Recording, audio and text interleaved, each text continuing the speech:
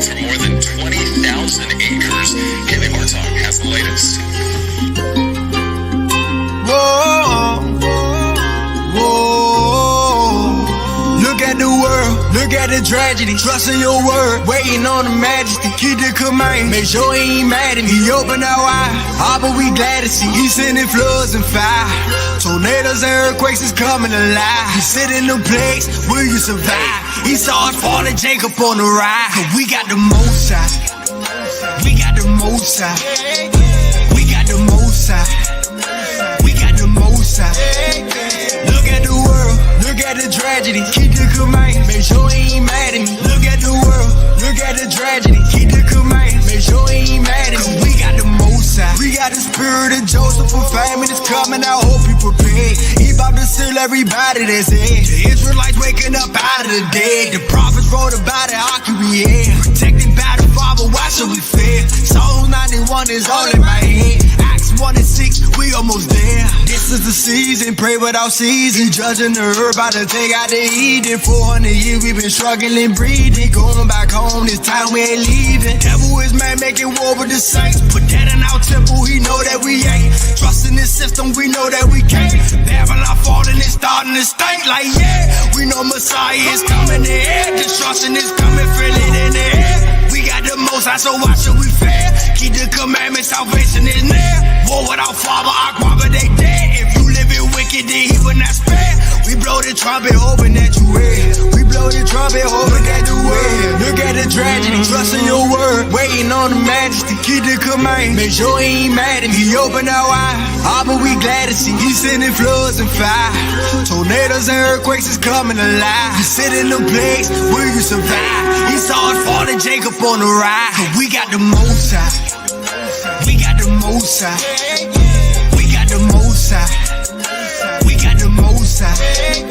Look at the world, look at the tragedy. Keep the command, make sure he ain't mad at me. Look at the world, look at the tragedy. Keep the command, make sure he ain't mad at me. Cause we got the most side. Time is ticking, Messiah is coming. Look at the wicked, they bout to get punished. You saw the children of Israel. Messiah is dragging us out of this hell. He's sending them players, but he gon' protect us. Michael was standing up, he won't neglect us. He threw us away, but he bout to catch us. Rack up his, they getting extra. He made a promise to Abraham. Feeling his word, we seeing it now. That place where they serve, I'm taking it down. He bout to free everybody that's bound. Why they awaken the rain for the Father? He sending famines and he sending lava. All but we know that nobody can stop you. They not repenting like you ain't the problem. Look at the tragedy, trusting your word, waiting on the majesty. Keep the command, make sure he ain't mad at me. He opened our eyes, all but we glad to see. He sending floods and fire. Tornadoes and earthquakes is coming alive. You sit in the place, will you survive? He saw us falling, Jacob on the ride. So we got the most side. We got the most side. We got the most side. We got the most side. Look at the world, look at the tragedy. Keep the command, make sure he ain't mad at me. Look at the world, look at the tragedy. Keep the command, make sure he ain't mad at me. Cause we got the most side. We got the most side. We got the most side. We got the most side. We got the most side. We got the most side. We got the most side. We got the most side. We got the most side. A big salute, family. It's your brother K. Judah, giving all praise to the Most High Yah and faith in Yahshua HaMashiach. To my Israelite family worldwide, I say peace and blessings. Big salute to my CUC family, my FOPE family, and all the beloved brothers and sisters in the chat. Today, family, we got a message that I want to give a shout out to my Ima, who brought this to me and asked me what I do live on marriage, friendship, brotherhood, sisterhood, and how our relationship with Yah is defined by. So before we get started, I want to allow my panel to introduce themselves. Okay, I'll go first. Shalom, family, grace and peace, most high blessed. Thank y'all for tuning in. I'm Sham, FOPE, CUC family. Shalom to everybody. Greetings to all the mods, all the supporters. Love y'all. Already. Hey, shalom, most high bless all of you out there in the chat. You know it's gonna be Queen Natalie. I thank Kate Judah for bringing me on. I look forward to this conversation, and I can't wait. Thank you, my sister. Shalom, family. I am the Oracle 007. It is a pleasure to be here tonight. Thank you so much for inviting me. Already, my sister. Okay, family. This is not a lesson. I will be reading some scriptures, and whatever my panel want to bring out, if they want me to read some scriptures, this is just gonna be a discussion between brothers and sisters. This is not a debate. Just please be respectful to the panelists. Uh, the name of this is called "What is Marriage, Friendship, Brotherhood, Sisterhood, and how is all this defined by Yah?" Why did I title this way? Because let's be real, all of us have a European concept when it comes to the different things I just named. It is not defined by Yah, family. And this is why we have a lot of problems when it comes to marriage. Now, this not for the brothers and sisters who are having successful marriage. I'm dealing with a broader picture. I'm not talking to the brothers and sisters who handling business and you and your wife and you and your husband, y'all don't want to call it. Just not for y'all. Just like how the Bible say the law is not made for a righteous man or a righteous woman. This don't apply to you. I'm talking to the things we see in this Israelite community that is not right when it comes to friendship, brotherhood, sisterhood, and marriage. And a lot of people don't even want to get married in our community. A lot of people, we don't even want to deal with each other. So we just got to keep it real. So that's what we going to do tonight, keep it real. So I want to read this scripture, and then anything y'all want me to bring out, just let me know. But I want to go to Genesis. I want to show y'all something in the Bible real quick. I'm going to go to Genesis chapter 1 first. And whatever y'all want to write in the chat, you know what I'm saying, we'll read it on the screen and, you know, y'all give y'all perspective. But I want to go to Genesis chapter 1 real quick. And I want to show y'all this is the problem that we have in our community. And I would call it straight down the middle, because like I told y'all a while ago, I'm not on the men's side, I'm not on the women's side. I'm on Yah's side, who's a righteous judge, and he always have a righteous balance. So I can't go up on one side and the other side leaning. No, I'm going to call it straight down the middle. So this is Genesis chapter 1 and verse 26, and it reads, "And God said, let us make man in our image, after our likeness, and let them have dominion over the fish of the sea, and over the fowl of the air, and over the cattle, and over all the earth, and over every creeping thing that creepeth upon the earth. So God created man in his own image. In the image of God created he him. Male and female created he them. And God blessed them. And God said unto them, be fruitful and multiply, and replenish the earth, and subdue it, and have dominion over the fish of the sea, and over the fowl of the air, and over every living thing that moveth upon the earth." So the first thing you see is that he created male and female. And he said, let them, not one party, let them have dominion over all the things he created, right? But something happened, y'all. And we're going to find out what. Let's go to Genesis chapter 2 and verse 7. Genesis 2 and verse 7, and it reads, "And the Lord God formed man of the dust of the ground, and breathed into his nostrils the breath of life. And man became a living soul." You are the soul, family. Jump down to verse 21. Verse 21 to 24. And it reads, "And the Lord God caused a deep sleep to fall upon Adam, and he slept. And he took one of his ribs, and closed up the flesh instead thereof.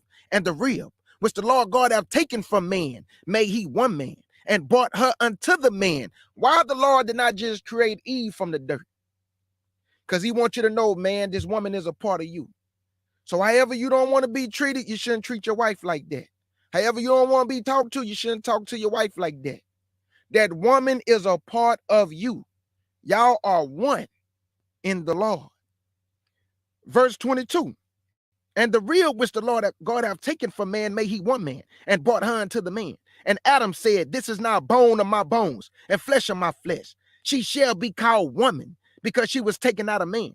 Therefore shall man leave his father and his mother, and shall cleave unto his wife, and they should be one flesh." But something happened. Something happened that should not have happened. Because if the Lord is the center of your relationship, nobody should not be able to break that bond between you and your woman, not your family. Nobody, not no enemy, Hashatan, But Mm-hmm. that happened, family, and we finna find out. This is Genesis chapter 3 and verse 1. And it reads, Now the serpent was more subtle than any beast of the field, which the Lord God hath made. And he said unto the woman, Yea, have God said, Ye should not eat of every tree of the garden? And the woman said unto the serpent, We may eat of the fruit of the tree of the garden, but of the fruit of the tree which is in the midst of the garden, God hath said, Ye should not eat of it, neither should ye touch it, lest ye die. Now there's a doctrine going around, family. I don't know if you heard it. There are women on YouTube making videos, on Instagram, I think it's TikTok. This woman said that Adam never told Eve, or God never told Eve not to eat the fruit. That is a bold-faced lie. The woman just told you right here, we could eat of all the trees, but watch what she say. That means Adam told her what God told him. So Mm-hmm. she knew. So all y'all out there talking about, he never told that woman that. Y'all lying. He did tell Eve. How we know that? Verse 3, but of the fruit of the tree which is in the midst of the garden, God have said. I thought he didn't tell. God have said, Ye should not eat of it, neither should ye touch it, lest ye die. And the serpent said unto the woman, Ye should not surely die, for God do know that in the day that ye eat thereof, then your eyes should be open, and ye should be as gods, knowing good and evil. And when the woman saw that the tree was good for food, and that it was pleasant to the eyes, and the tree to be desired to make one wise, she took of the fruit thereof, and did eat, and gave also unto her husband with her, and he did eat. And the eyes of them both were open, and they knew that they were naked. And they sewed fig leaves together and made themselves aprons. And they heard the voice of the Lord God walking in the garden of the cool of the day. And Adam and his wife hid themselves from the presence of the Lord God among the trees of the garden. And the Lord God called unto Adam and said unto him, Where art thou? And he said, I heard thy voice in the garden, and I was afraid, because I was naked, and I hid myself. And he said, Who told thee that thou was naked? Satan told them they were naked. The Bible never say Satan told them, but who they were talking to. Who Eve was talking to? Hashatan. Who did Eve bring it to? Adam. And it been chaos ever since, family. It been chaos ever since. They allowed the enemy to break the bond between Yah and Yahshua and themselves. And themselves. Verse 11. And he said, Who told thee that thou was naked? And hast thou eaten of the tree whereof I commanded thee that thou shouldest not eat? Now, this the part I want that's going to cover this discussion. Verse 12.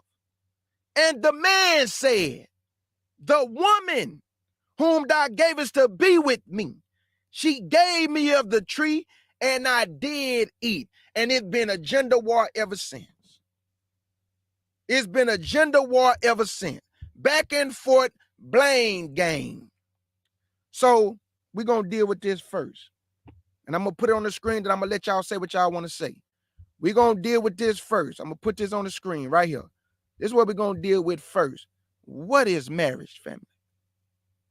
What is marriage? What does it consist of and constitute? What is the constitution of marriage defined by the Most High? Because we got some problems. We have some problem within the marriages. People don't want to get married. We don't want to deal with each other. You got black men talking about they don't want to deal with the black woman. Black women saying they don't want to deal with the black man no more. They going outside of their race, mingling and marrying other races. What is going on, family, when it comes to marriage in this community? Now, we're going to go around the table, but is there anything y'all want to say before we get to what is marriage? Anything y'all want to say? And then we're going to go around the table. I'm going to start off with Naphtali. But is there anything y'all want to say before we deal with what is this marriage and what does it consist of? Because something not right in this community, family, we got to call it what it is. It's ugly in this community. It really is. Yeah, obviously, marriage is between a man and a woman, Mm-hmm. and I believe in the spirit, right? And that's what everything. love, joy, peace, forbearance, kindness, goodness, faithfulness, gentleness, and self-control. We got to have some self-control, right? We got to also have love, joy, and peace. And I believe that if we have that within our marriages, of course, there's friendship within a marriage. There's all types of commitment you have to have in a marriage. There's ups and there's downs. Just because nobody's going to be perfect in a marriage. So that's why you have to take the good and the bad. Right. So if there's something that you're missing or that person that you're with is missing, you have to overcome that and just accept it because that's who's married. Nobody's going to be perfect. You can't fill a void because that person has shortcomings. You have to just try to figure it out and work it out amongst each other, and that's how I feel about All right, Neftali, let me ask you this though. Do you think that a lot of our marriages are failing because we are using European concepts to try to have a successful marriage?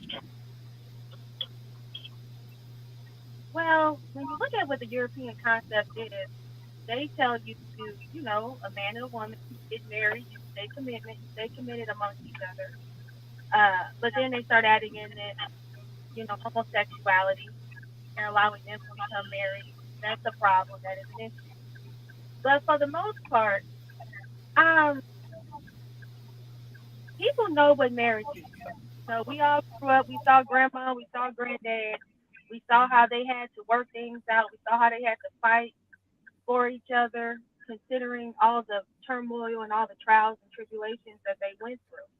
And we had an example. But I'm not sure why we are not able to live by their example, especially since we've seen how things work and how they were able to work things out. So I don't Hmm. know, the white man, we are black people, right? We have our own families, we have our own ways, our own life. I don't know why we could be always looking into white people's situation. We need to focus on our community and Right. focus on why we're not able to overcome. And I think a lot of the problems that we have is just internally amongst ourselves and amongst each other. The hatred that we possess for each other. That's a Unfortunately. good point. That's a good point, my sister. Sham, what is marriage to you, my brother? Can you put my face on the screen? Already. Talk to the people. If that's all right. All right. Thank you. Well, family, I want to say shalom, most I bless. Don't get offended. I'm not speaking to the panel. I'm just speaking to the audience. My concept of marriage is what's written biblically, and some people may be offended by what I'm going to say, but I'm going to say it because it says it biblically. According to the Bible, once a man get a wife, he gets a possession. That woman belongs to that man. According to scriptures, this is what the dowry is for. This is the dowry in Hebrew is mahar, bride price. Hmm. In today's time, European concept destroyed that because women don't won't even value that, saying I'm in ownership by my husband, but that's what it is. Your husband owns you. You belong to him because he brought you for a bride price from the father. That's true biblical marriage of our culture, and Hmm. that's what I believe marriage is. Today's marriage, I don't believe in that marriage the way it is, but women are not going to divert back to true biblical marriage because that's what true biblical marriage is. When a man pays the dowry for the female to that woman's father, he brought himself a servant, a helpmeet. Now I'm not saying she's a slave. I'm not saying he's supposed to be beating on her because the scripture speaks about against all that. But Hmm. the Bible says when a man gets a wife, he get a possession, he get a pillar of rest unto himself. He gets a helpmeet. He paid for the helpmeet. That is his helpmeet. Uh, biblical marriage, a woman's supposed to get a nose ring, certain shackles of gold bracelets, Hmm. show that they married when you read the book of Genesis. When the servant went to, I believe, Rebecca for Isaac. And that's true biblical marriage. And they make a covenant. And today's time, you know, now it's all about the women, the big marriages, getting the ring, getting a fancy wedding, coming down the aisle. It has nothing to do with the man. Now it's uh the girl parents father got to pay for her wedding because she's getting married, but that's not scriptural for us. That has nothing to do with us. Okay, a girl father should not be paying for the wedding. The girl father should be receiving uh his mahar. Right. Just what was it, 30 shekels of silver, I believe. I can't remember, but he's supposed to be receiving his mahar, his bride price, because he's losing a servant. And that's my true concept of marriage. Like I said, we can get the scriptures and go deeper into it, but it's not to offend nobody. And I'm not saying women got to be just straight subject unto their husband where they can't say nothing, or the way they're being treated in the community, it makes it look bad. But that is true biblical marriage, according to the scriptures, that the man owns his wife. She is his property. It's like his children. He owns his children. That's why he had the right to give his daughters away when he want to. Now, we know when you go into the whole rape doctrine, when a woman is defiled and seduced by a man, he committed a crime against the father because you damaged that man's property. His daughter is his property. And once you damage his property and you take his daughter virginity, he loses his mahar, which is his bride price. It's biblical. So it causes great financial damage to the father. So I'm going off of biblical principles. Nothing going off on my own thoughts and how I feel about it. I'm just saying, if we're going to keep it biblical, then that's the way it's supposed to be. But in today's society, it's different. And marriage and everything favors the female companion and not the male, majority of the time. Now, I saw something this week where some famous people was married. I think Sharif was married to a woman, and she was bragging about how happy she was to finally be divorced. And she thought she was going to be entitled to a lot of his money because he's a millionaire. And then she found out she only getting $4,000 a month to take care of their 2 kids. And she was upset about that, saying, that's all I get. That's it. Like, why? But she wanted, what you call that? Sole possession of the kids, custody, where they are always with her and he don't get the rights to his children. You see what I'm saying? So that's what she asked for. But then when the judge said, okay, well, if you want that, we give you that. Well, all we're going to give you is $4,000 per month to take care of your children. And the woman had a complete meltdown because she wanted to take his kids away and take a majority of his money and live her best life. And he gets nothing because that's the way society is working today. But that's just my thoughts, family. And what I can prove in scripture, it's not my own personal opinion, falls on that part. But that's all I got to say, King Judah. You can go. So Short Sham, let me ask you this. Even if it's not biblical concept today, do you believe and think that some women are still stubborn, that they are not going to allow their husband to tell them certain things? Because some women do say, no man ain't gonna tell me what to do. You ain't gonna control me. Even if the brother is leading righteously, we still have that pull, like that pride to just let go and let a man lead. So even though, like you say, we're not going by the biblical concepts today, but do you still think that some women just not going, it's just too much pride that just let loose and just let a man just lead? I agree. There's a lot of pride in women, and they just can't do it because of the feminization, the way that they're being raised with independent women, or they don't need a man, or some of them feel better, like they better than their male companion because maybe they had more schooling and making more money. And the opportunities that some women got in life that certain men couldn't get because of being a male. And then, some women might have got to the top, but, a lot of them get to where they get at by having to give up their body to get there. It's a known fact that women have to sleep their way to the top, especially in a lot of the corporate world. You know what I'm saying? Like, they use the women to do that. But we live in a degrading society.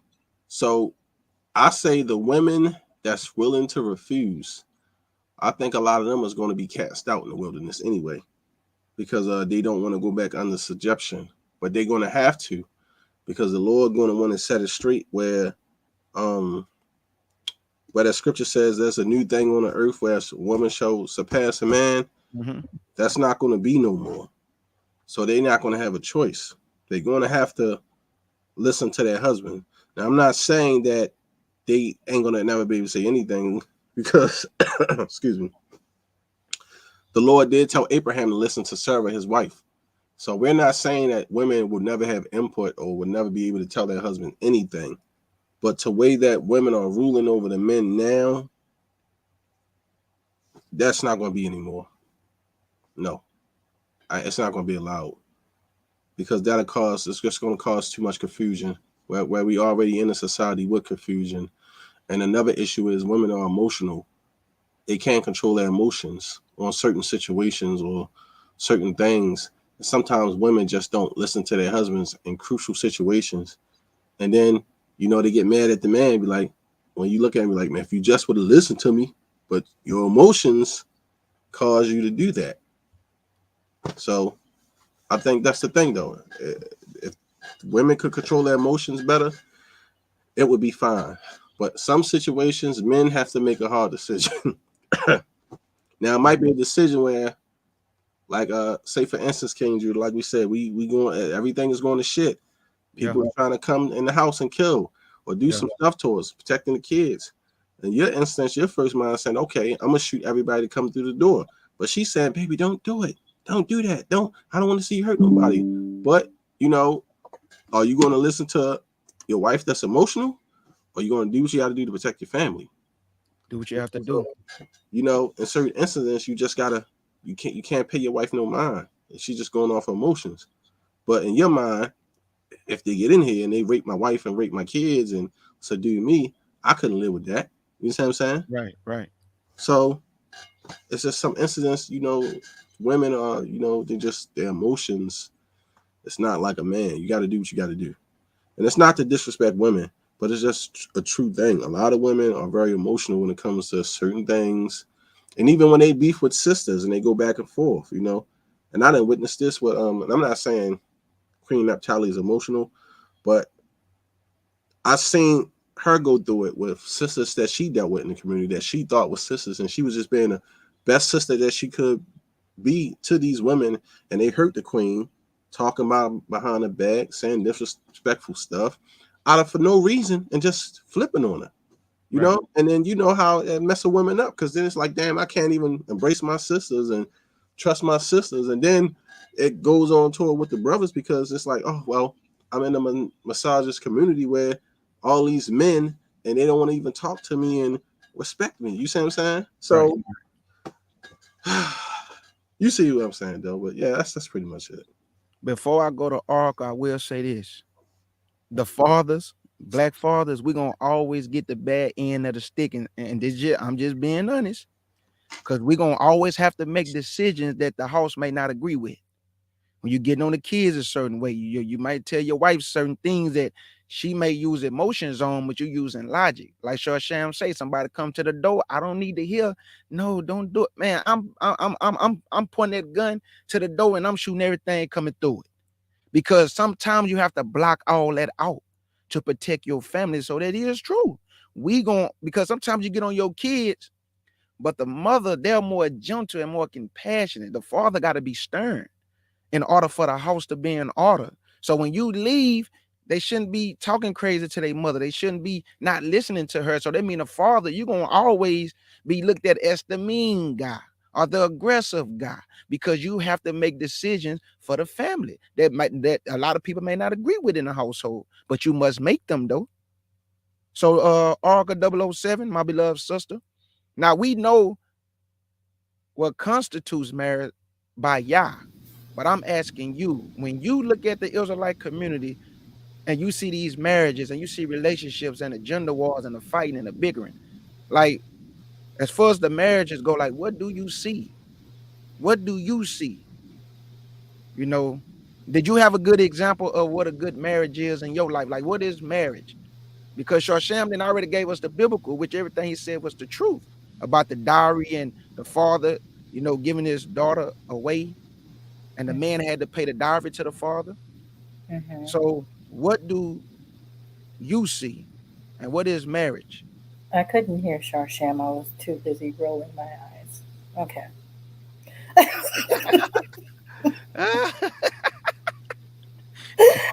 I was too busy rolling my eyes and it was so loud. Okay. He spoke the I truth, though. see some some of it. I personally see what I'm seeing now with regard to the younger generation. They've heard so much. They're gaining their teaching from social media, and that's from everything from Kevin Samuels to whoever this Sprinkle, that lady, I don't know who she is, who is telling you how to get yourself a rich old man. I'm thinking that that's what she's talking about, and I'm sitting here going, oh my God. From some young lady by the name of Saweetie. Like, if he doesn't buy you a Birkin bag, then like cast him back out to the lions. So everything just appears to be extremely, as far as I am concerned, as far as I am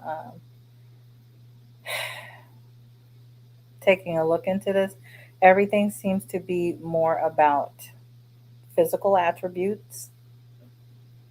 You have to have a BBL, you have to have a certain weight, you have to look a certain way, and what you always want to be nice and neat and present yourself well.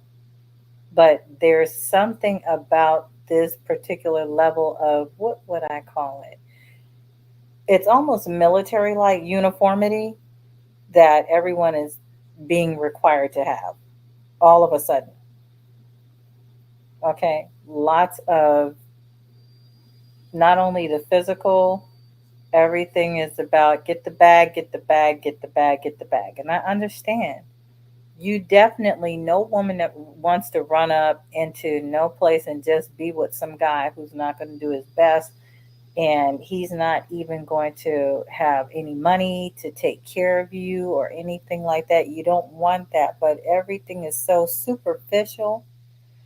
In addition to being superficial, everything is just, it's just based on monetary items. So nobody really knows one another. Even the way everybody is communicating, um, I have a problem. I am a certain age. Do not sit here and text me all day. That's one thing if we're texting each other, but that's just the thing that I see that, well, I call them the children, but this is one thing that I see that the younger generation who are moving into relationships are doing. Everybody's texting, and I feel like you're hiding yourself. You're not getting an opportunity to speak to one another directly. You're not getting an opportunity to know one another. So for me, I had many examples of good marriages going up, growing up. My parents are still married. They're still having fun. They're still behaving like children. Um, my aunts and uncles, my cousins, everybody, for the most part, who wants to be married is married.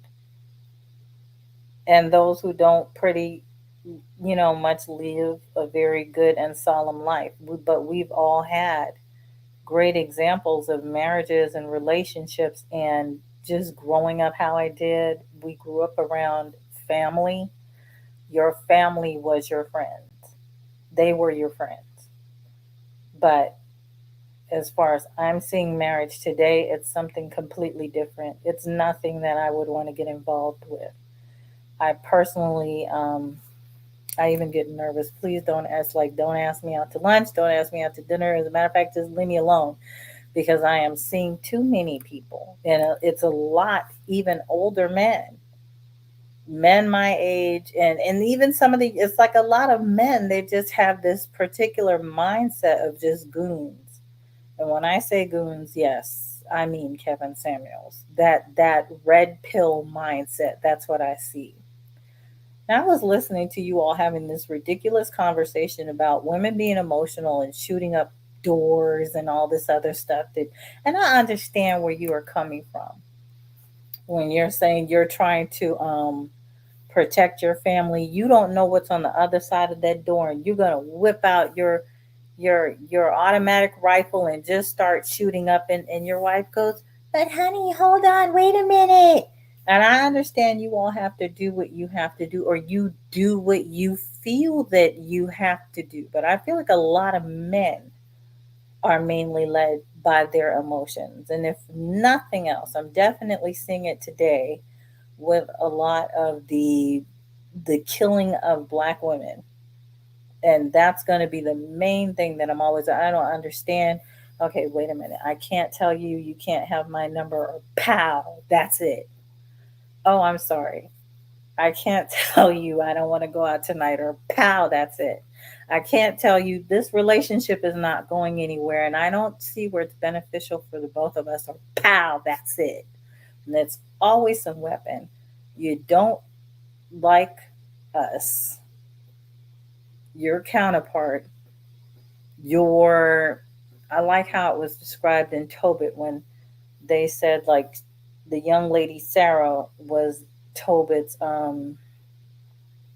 he was she was left there for him, like whenever you, his inheritance. I thought that was a beautiful way of explaining it. And it's something about when you hear uh black men getting up here, you're not describing us as an inheritance. Or when we're talking to you and we're encouraging you, it's described as nagging. So you need somebody that's going to have to baby you a little bit better, allow you to get away with murder, which is why you can go to women on the outside. So I don't think it's necessarily women who are emotional, because whatever decisions I personally decide to make, I'm using logic with regard to this. Like, is this somebody that I even want around me in a couple of months? How am I going to feel about this situation? Because as much as I like this, that, and the other thing about him, I'm not liking this, that, and the other thing. It's something I'm not feeling that, and I'm never going to feel it at this time. So I feel, and don't just take it because I'm saying, because I feel, since everybody likes to mimic me saying that, I feel and I believe that men are more emotional. And oftentimes that woman could be thinking logically. So if you decide that you want to go up to the door and just go start shooting it up, you don't know what's on the other side of the door, but neither does she. How come you don't see it as she's just telling you be careful? She loves you. She doesn't want whatever is on the other side of the door to shoot you up, like what we've just seen just happen with Miss AJ and her white neighbor, when all she needed to do was go over there and talk to this woman about their child. So you got to understand, sometimes your woman is there almost as a protection when you don't, when you are not thinking logically and you just want to whip out your weapon. We would like for you to think what's going on as quickly as you can. And some of us will have to function within the quick surgical manner as possible. You bring somebody into the ER, they've got a hatchet inside their head. You don't necessarily know how to take it out where you are not having as much damage as possible, but you do your best to do that quick thinking. I understand that, but you don't just go shooting. So, and with regard to the part about the women being under subjection, do you think that we're not under subjection now? That is the question, because we are. We are still currently under subjection, and if not even more, definitely the sisters. So I'm done rolling my eyes at Sharsham. Okay. I The said floor what I needed. Okay, before I give my take, Shawsham Shawsham said if somebody come through the door, so he never said if somebody was on the other side. He said if somebody's trying to come through the door, nobody's doing no talking. We're not worrying about who you are. If you just try to bogart yourself in, that's So logical. definitely, by all means, yeah, Yeah. start shooting. So that's what But he then said. there'll be the police, and they'll still turn around and said that you started this whole thing first. But I'm saying she's not necessarily always just being emotional. Okay, let me Sometimes she's trying to get you to think. okay, let me speak from experience. I have 6 sisters, very emotional, very emotional.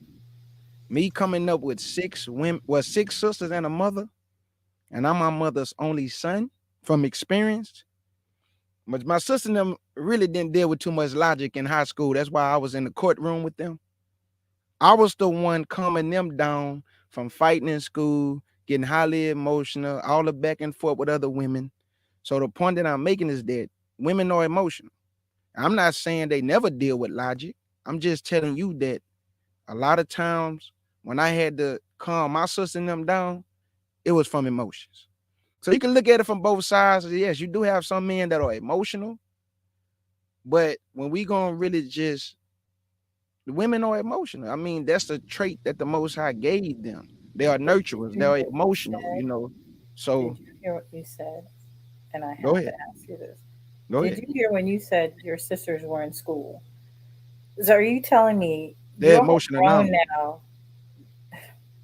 Stop it. They're emotional now. My sisters are still emotional. When it come to me, they're emotional. I'm their only brother. You don't think they deal with emotions? When it comes to you, I'm not saying they don't deal with emotions. Even I deal with emotions. We all deal with emotion, but it's something about when you're speaking being emotional, meaning like they just don't even have a grasp on any kind of logic of what's going on, that they can't pull things together. All these women are professional women. They have to be able to think their way through circumstances, inclusive of dealing with enemies and dealing with people that you think were friends or sisters or etc. So that's what I'm saying. You mentioned high school, and then you said they're emotional now when it comes to you, but they're not just walking around being crazies, being overly emotional, or Shit. else they would be locked up, because at this time I'm certain that they've matured and know how to redirect.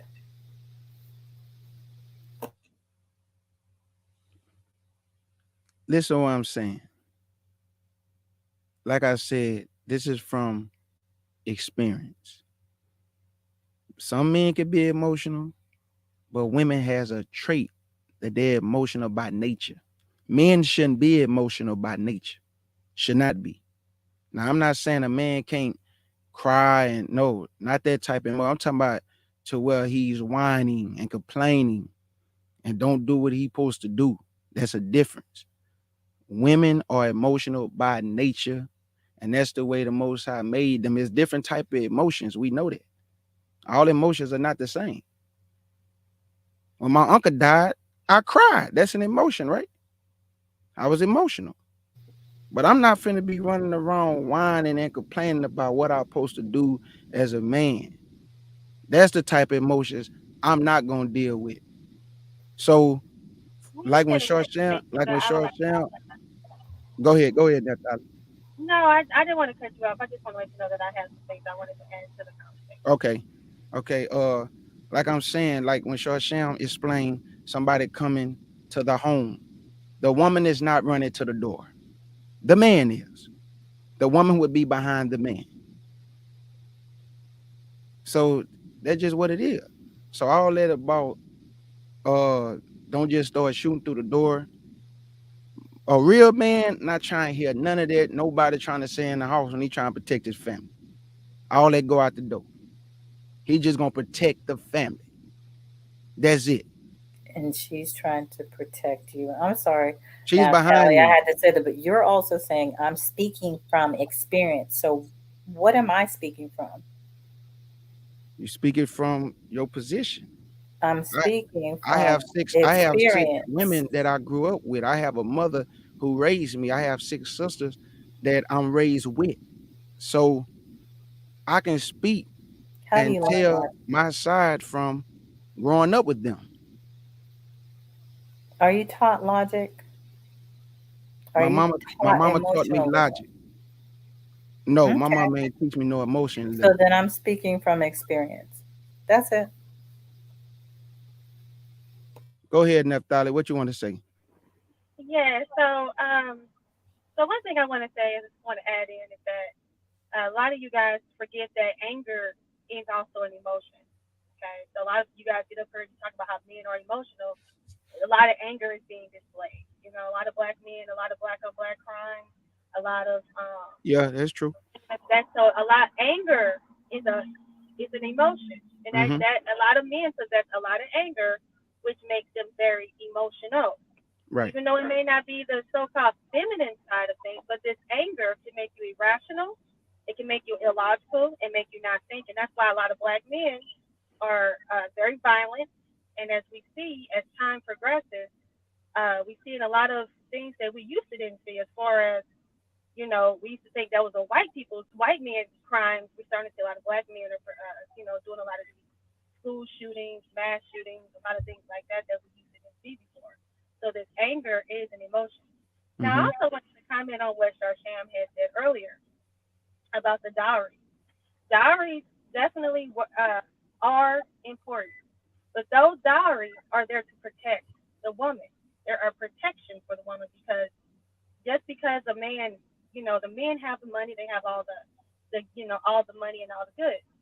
So in order to marry this woman, he gives her, a form of possession. So that way, if he decides to leave her, because the value of a woman is based off of her virginity. If she gives this man her virginity, she is now considered to be devalued.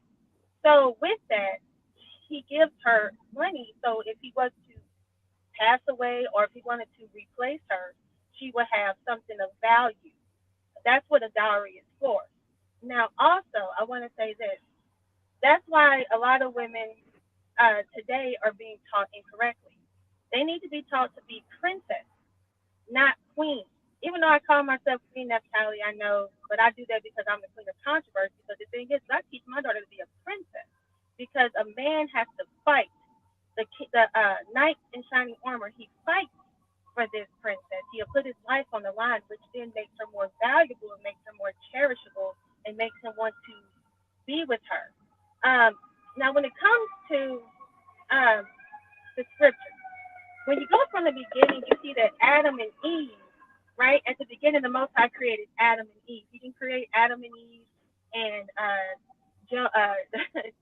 Sarah and all these different women. He just had Adam and Eve to populate the whole entire earth. Now, as Mm-hmm. we get into time, we start to see, like with Jacob, he had, two wives and well, four if you want to add in the mistresses. But my point is this: time progresses in scripture. You have the beginning, and then as time goes down to the end, we see that at one point, women begin to prophesy. He said, in the last days, that my sons and daughters will be able to prophesy.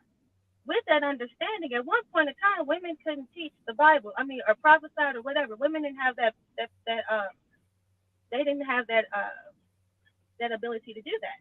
Mm-hmm. So when you fast forward through scripture, you see times change. And my point about that is in Colossians. Let me get my scripture. Hold on. Hold on one second. I had it.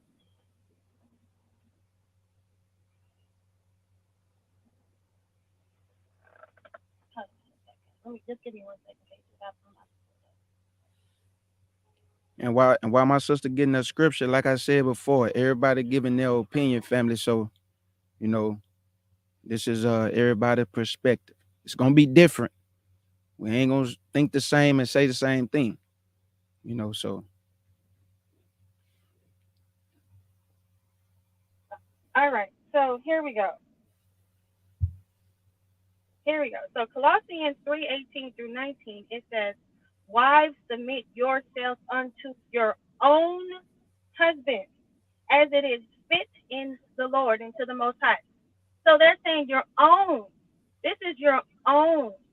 And we know that it also said in 1 second. Hold on. There we go. Genesis 2:24 says, "There shall a man leave his father and his mother, and shall cleave unto his wife, and they shall be one flesh." So we see in the book of Genesis, we see a man shall cleave to his wife, and they shall be one flesh. Then we move down to Colossians, where it says that a wife should submit herself to her own husband. So with this understanding, all the way from when we see that the Most High created Adam and Eve, down to where we see in Genesis where it says submit, he's telling the husband to leave. A man shall leave his father and his mother, and he shall cleave unto his wife, and they shall be one flesh. One flesh. Not multiple, just one flesh, one group, because what that is that you become a partnership. You guys help each other. You know, the one thing about what Sharshan mentioned about people, a woman being, sentimental or not wanting him to go out and shoot and kill other people. Men have that ability to go out and, fight, which is true. That's why men are the ones that are supposed to fight in wars. We don't have a problem with that. But a woman also is there to give some form of help. You know what I'm saying? Some form, you become a teammate and you become a team. You know what I'm saying? You become one. You become a team. So the whole thing about, women being a man's possession, that is correct. We are a man's possession. But the man is to cleave to his wife and they become one. They become one together. And that's just what I wanted to add. Excellent. I just want to give my take on the marriage in the community. What I see is a lot of back and forth, a lot of blame game of the man blaming the women and what she not doing, and the women blaming the men and what they not doing. Do I think it ever be fixed? I don't think so until Mashiach put everything back in order.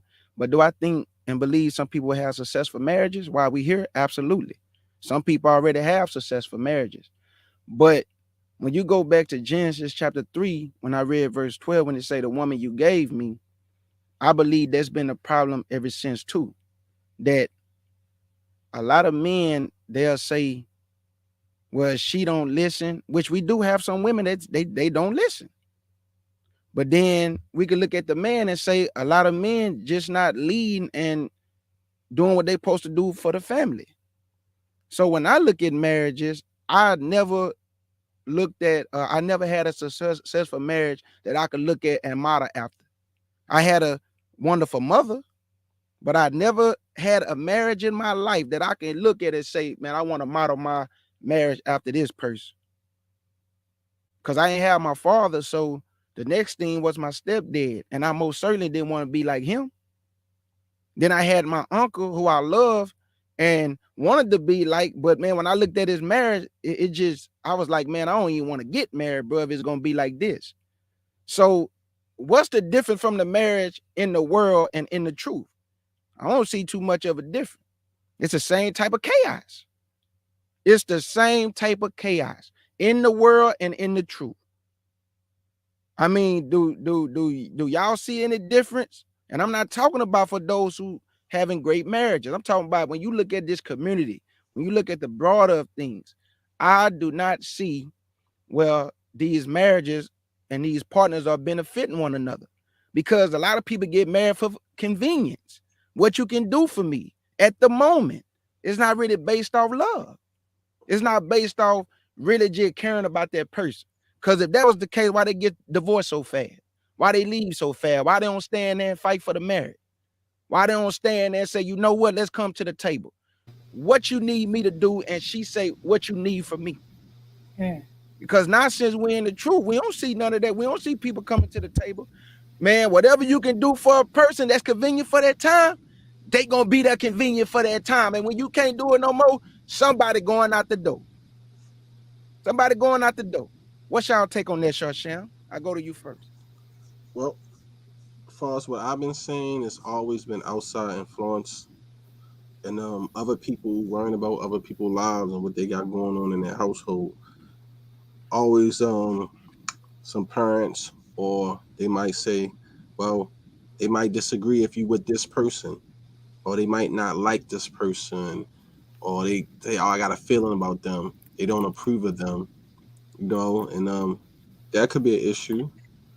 Um, and then you got some people who just want to be in traditional lifestyles where whatever they was raised and taught, that's what they believe. So it's just like when you wake up and realize who you are as an Israelite, and you're not celebrating holidays anymore. Now everybody want to act crazy towards you because you're not coming over to trim the turkey and putting up trees.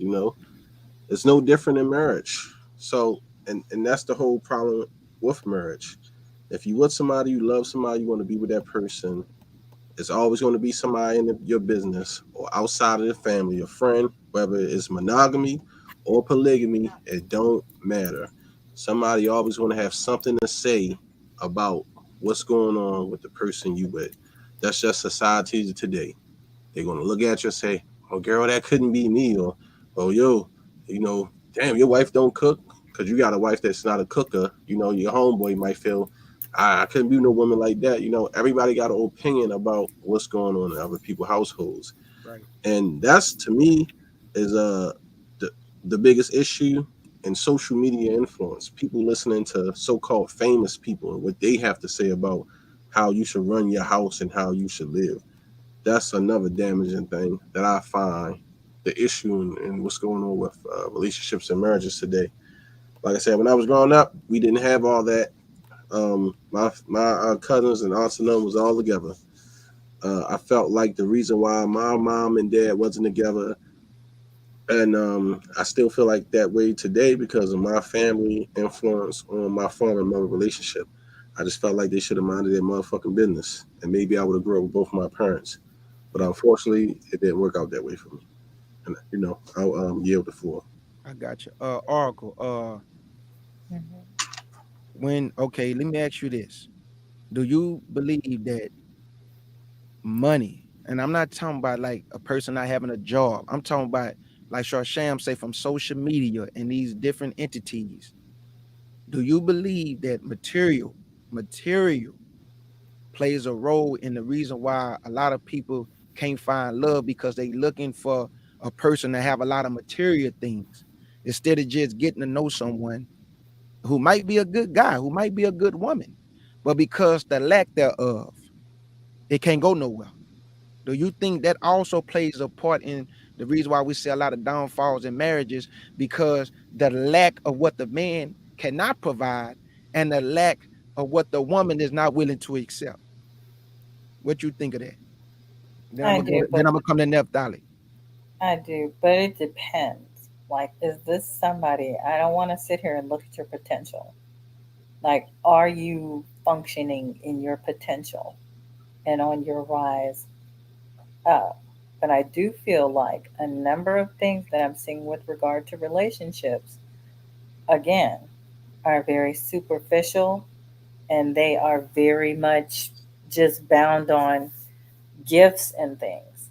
You would not believe the countless stories that I had already pulled up just seeing kids. Oh, he bought me a new car. He took me down to the BMW place and pinked it out. And I'm sitting like, oh, what are you, 12?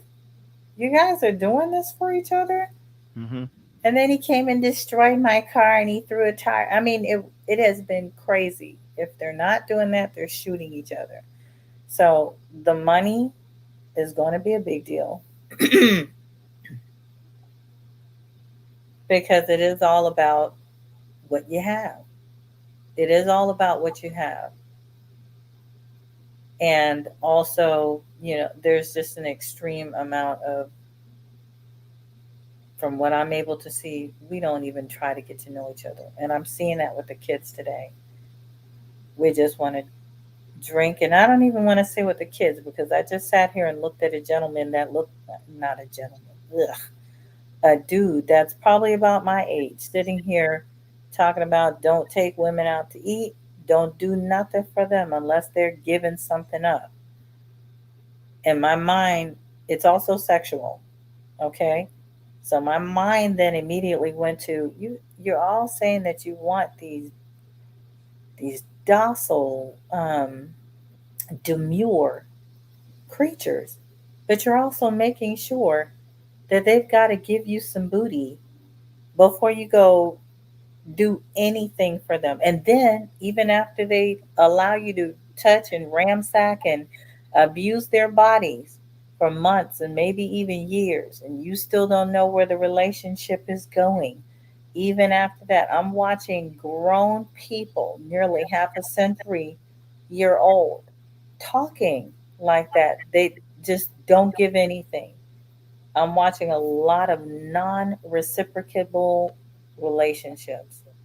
Nothing's being reciprocated. No kind of care. You don't know each other. All you do is text. So something's constantly being hidden. There's no loyalty. There's nothing given to even find out who this person is. So everything is about the dollar, the gifts, the sex, and more. Nothing's real I don't want to let you run from this. I heard you say something, and I'm a good listener. You sometimes. said you don't want to look at his potential. Can you explain that to me? We Everybody has potential. Okay. Okay? So, if we're just sitting here looking at somebody's potential, what good is your potential if you're not moving beyond or moving toward your potential? You have the potential right now to be in school. You're a real quick thinker. You could do somebody some real good in the future by becoming an attorney or a doctor. We watched you just pull a piece of glass out of somebody's chest and how you sat there and sewed them up with yarn, and you were able to do this, but you just won't do it because that's your potential. You have the potential to be great. You just choose to go busting out windows in retail operatives and living like that, in retail operations and living like that. So it's not just about, we can all have potential. Your wife can see the potential in you to be greater. You see the potential in you to be greater. We see you working toward greater. Why am I looking at somebody with potential and I'm going to just get with him because he has great potential, but he's not doing anything with it and he's not going to because he's lazy? Mm-hmm. So that's me expounding upon my Okay. position on we're not just getting with somebody with just potential. Thank you. Yeah, I just wanted you to explain for the audience. So, you explained it. Neftali. I want to ask my sister Neftali. Do you believe, Neftali, that a lot of our sisters would not get with a man because he do have a job, make pretty good money, but just not the type of money that she's looking for? Do you think that's also a struggle hole with the reason why a lot of people can't find love, because we looking at uh that a man cannot provide what certain women and the type of lifestyle that she looking for? Even though he's a good man, he just don't have the funds and the materials that she looking for. That somebody who's not a good man, he may have all those materials, but he's not a good man, but she would still be with him because of what he have. But the guy that's a good guy who has a job, make pretty good money, just not the type of money she looking for. Do you think that's also an issue in this community? Yeah, that's a really good question. So I've been in my relationship since I was 17 years old, so it's been Awesome. a Awesome. long time with me. But watching what I've seen personally and what I've seen, on TV and stuff like that. A lot of women get with men that actually make less money than them. A lot of women make more than their spouses. I don't Mm-hmm. think it really matters. I think one of the things is that women have become more masculine, and who I blame for that is the mothers. I blame moms because moms teach their daughters to be strong and work and have all this, this work ethic. Meanwhile, they baby and they, you know, coddle their sons. I've seen that um, all the time. Like in my aunt's house, my cousin was cussed out, yelled at, screamed at. You need to do this. You need to do this. But meanwhile, her son, she had all the excuses for. So I believe mothers have definitely done a terrible job, and a lot of women are masculine, and they're at the point where they don't know what to do. They don't know uh, how to become feminine because all they were taught to do was work.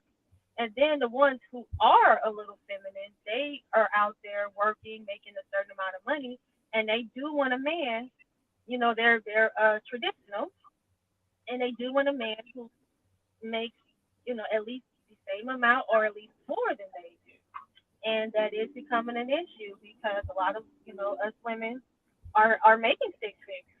You Mm-hmm. know what I'm saying? And a lot of the average black man is making between 50, 60,000, 60,000 a year, and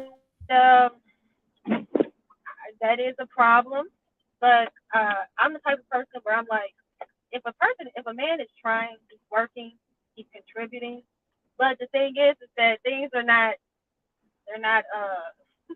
If you're old fashioned and you with a woman that's making more money than you, then she's going to not submit to you because you're not making that the same amount of money.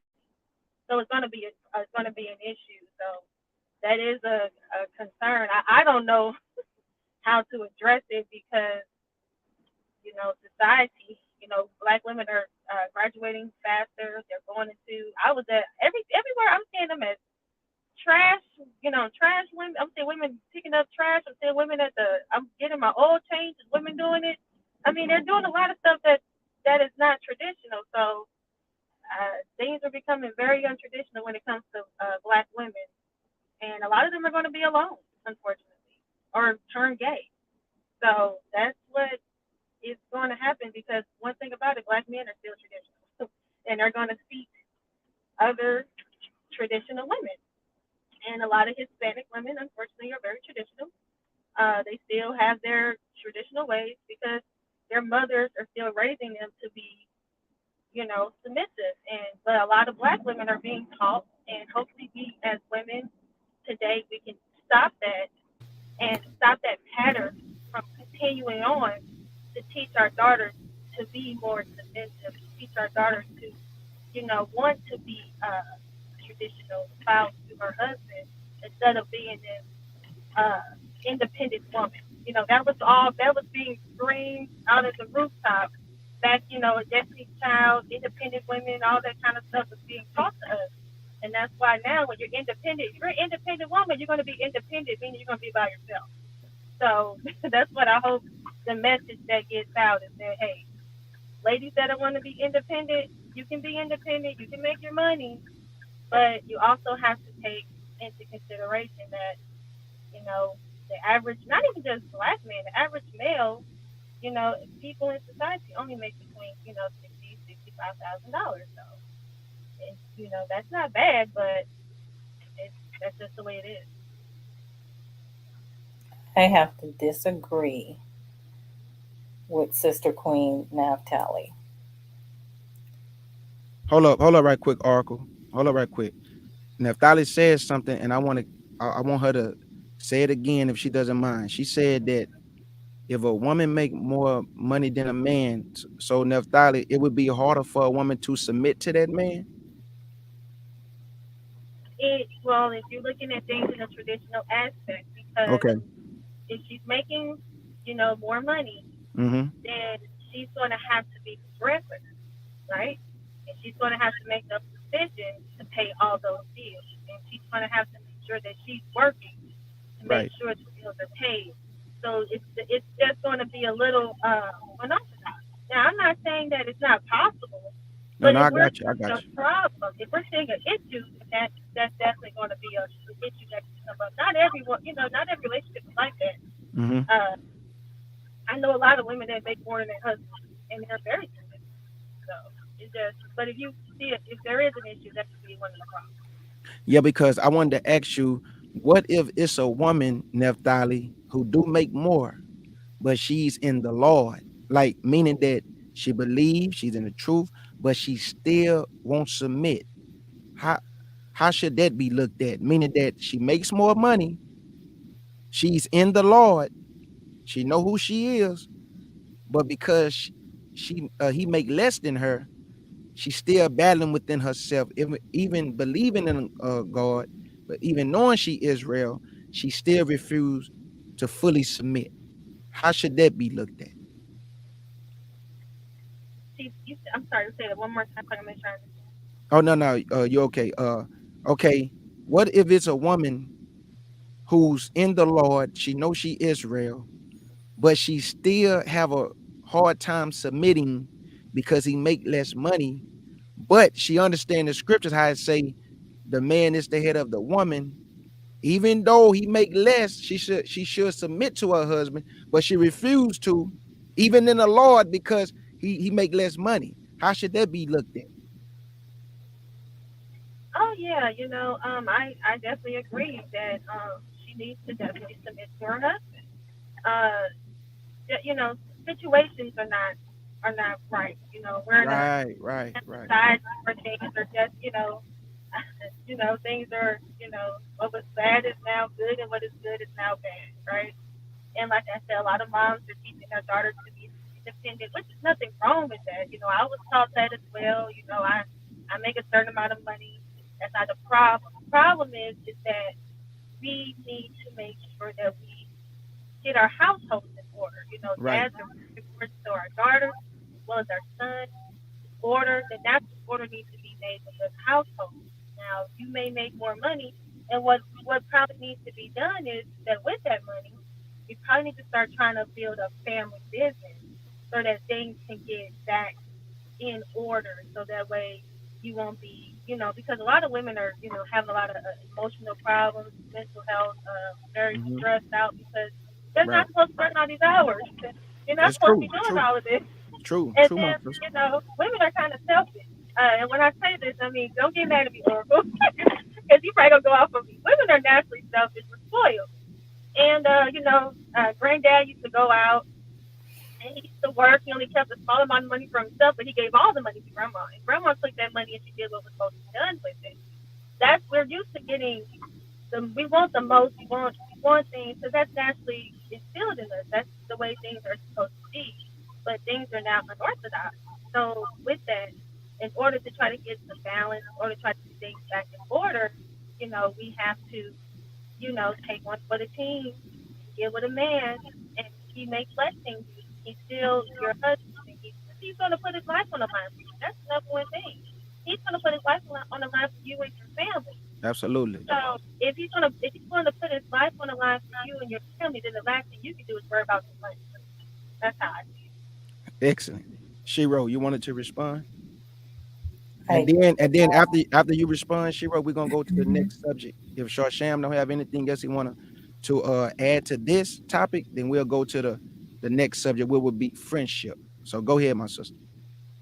I don't see. I have to disagree with Naphtali with regard to the independent woman trope, and I have to take it here. Yes, a number of our mothers taught us to make sure that you take care of yourself, but a number of our fathers did too. And I'm seeing fathers today. One father just lost his daughter, was saying, look out for yourself. Don't get with crazy guys. So it wasn't so much about that because I think everybody kind of forgets how a lot of this stuff happened.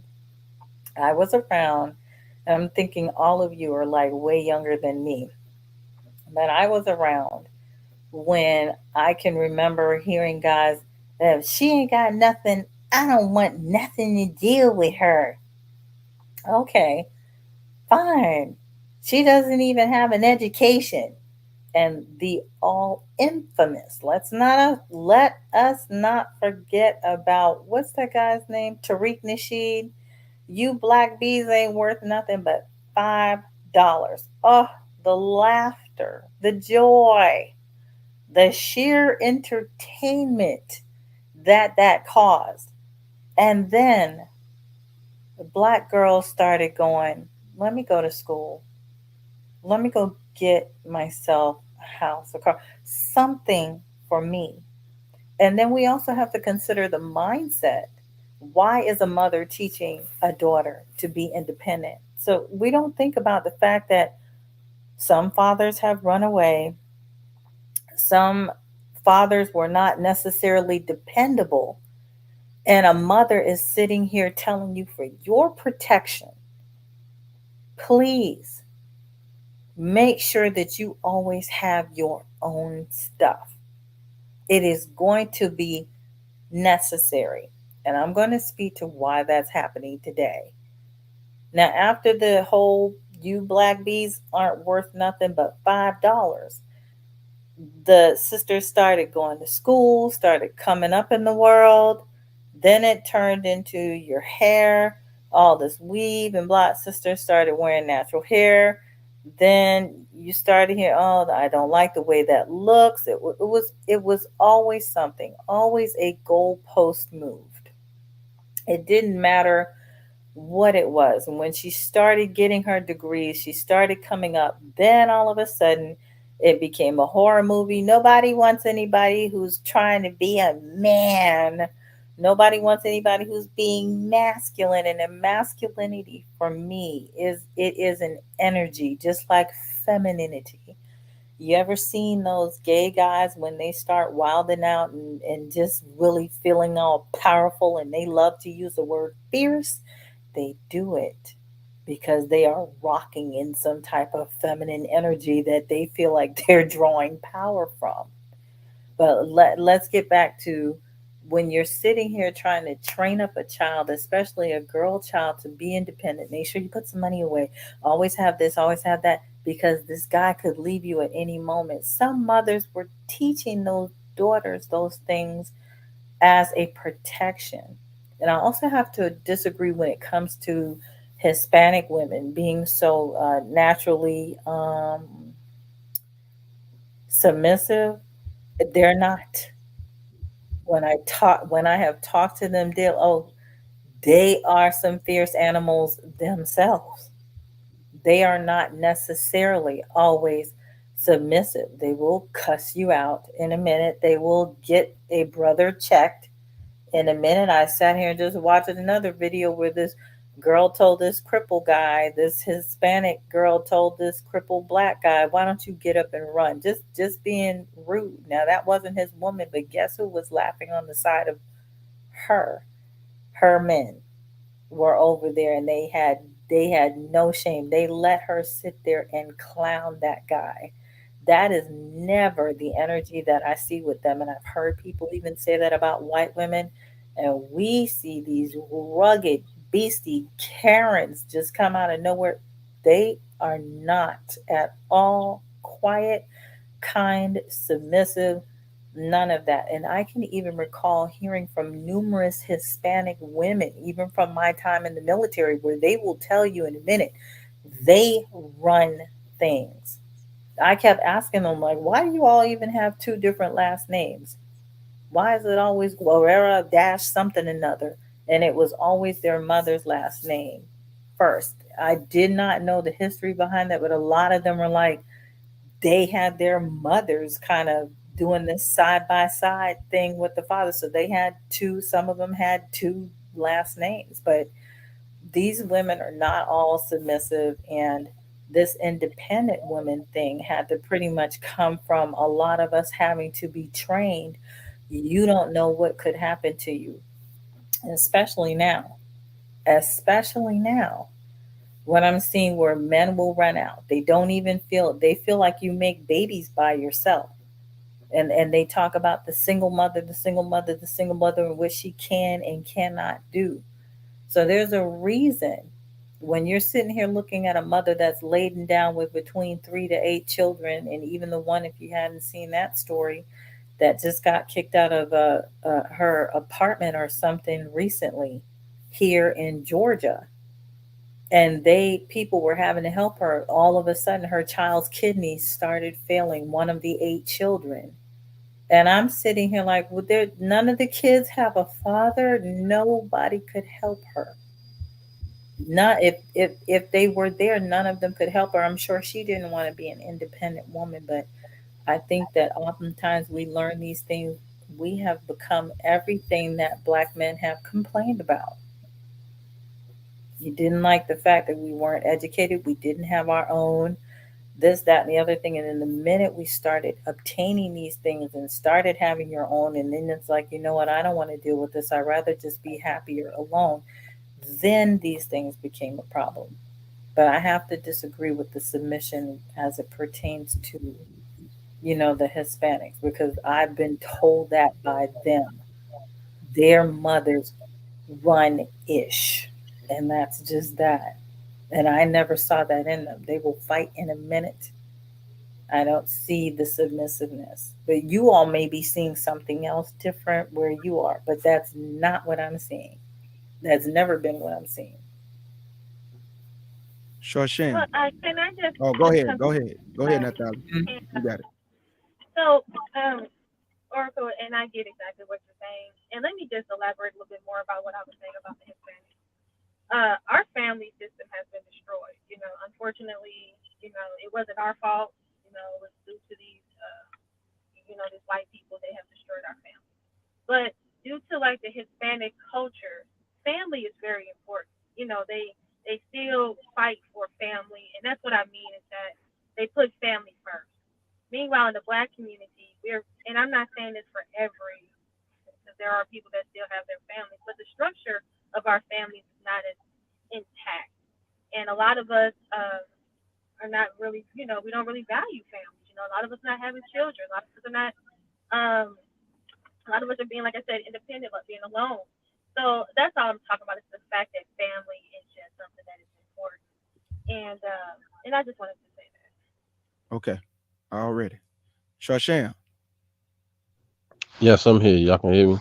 Yes. Before we move to the next segment, what do you think we as men can do better for our families? And then I'm gonna come to Naphtali and Arka. But what do you think as men moving forward, the Israelite man, what can we do better, my brother, to be better leaders for our family? Okay. As far as the Israelite man, it's a lot that we could do. Um, I feel like for one, communication with our spouse Mm-hmm. or spouses, whether we have one or two, or how many spouses, brothers got, because community is different. Um, I think the communication with them plays a major part, you know, um, in us being better leaders and getting some understandings and having boundaries set on how we're going to work things with each other. Mm-hmm. I think that's a thing that us as men we have to have have boundaries for our women. That way they can be comfortable what they doing, and they can feel secure. I think a lot of women uh, feel the way they feel because they don't feel secure in their relationships with their partners and who they with. And I think us men we must do better in that area as well too because you just have a lot of brothers in the community running rampant. And we just have to be honest. You have a lot of brothers just running around in the community, sleeping with anybody that they want to sleep with. And I'm in disagreement with that. For the fact that I don't think brothers should just be sleeping with any and everybody. Um, and just telling women that they married or this is my wife, and they really not married. It is a lot of bootleg marriages going on in the community. And brothers like whether you for polygamy or not for polygamy, if you're gonna take a woman to be your spouse, you gotta honor that and love that woman the right way. So Right. us as brothers being leaders, we gotta work on everything that we doing because actually we are the heads. And my thing is the men that's making us look bad, we need to move them out the way because a lot of stuff that's going on in the community, um, a lot of it is going on with majority of it is with the elders, as far as uh how things look when it comes to us brothers dealing with women. And then you have a lot of brothers that, younger men who can't control themselves and they just want to do what they want to do. And they still may be in the community, but they I would say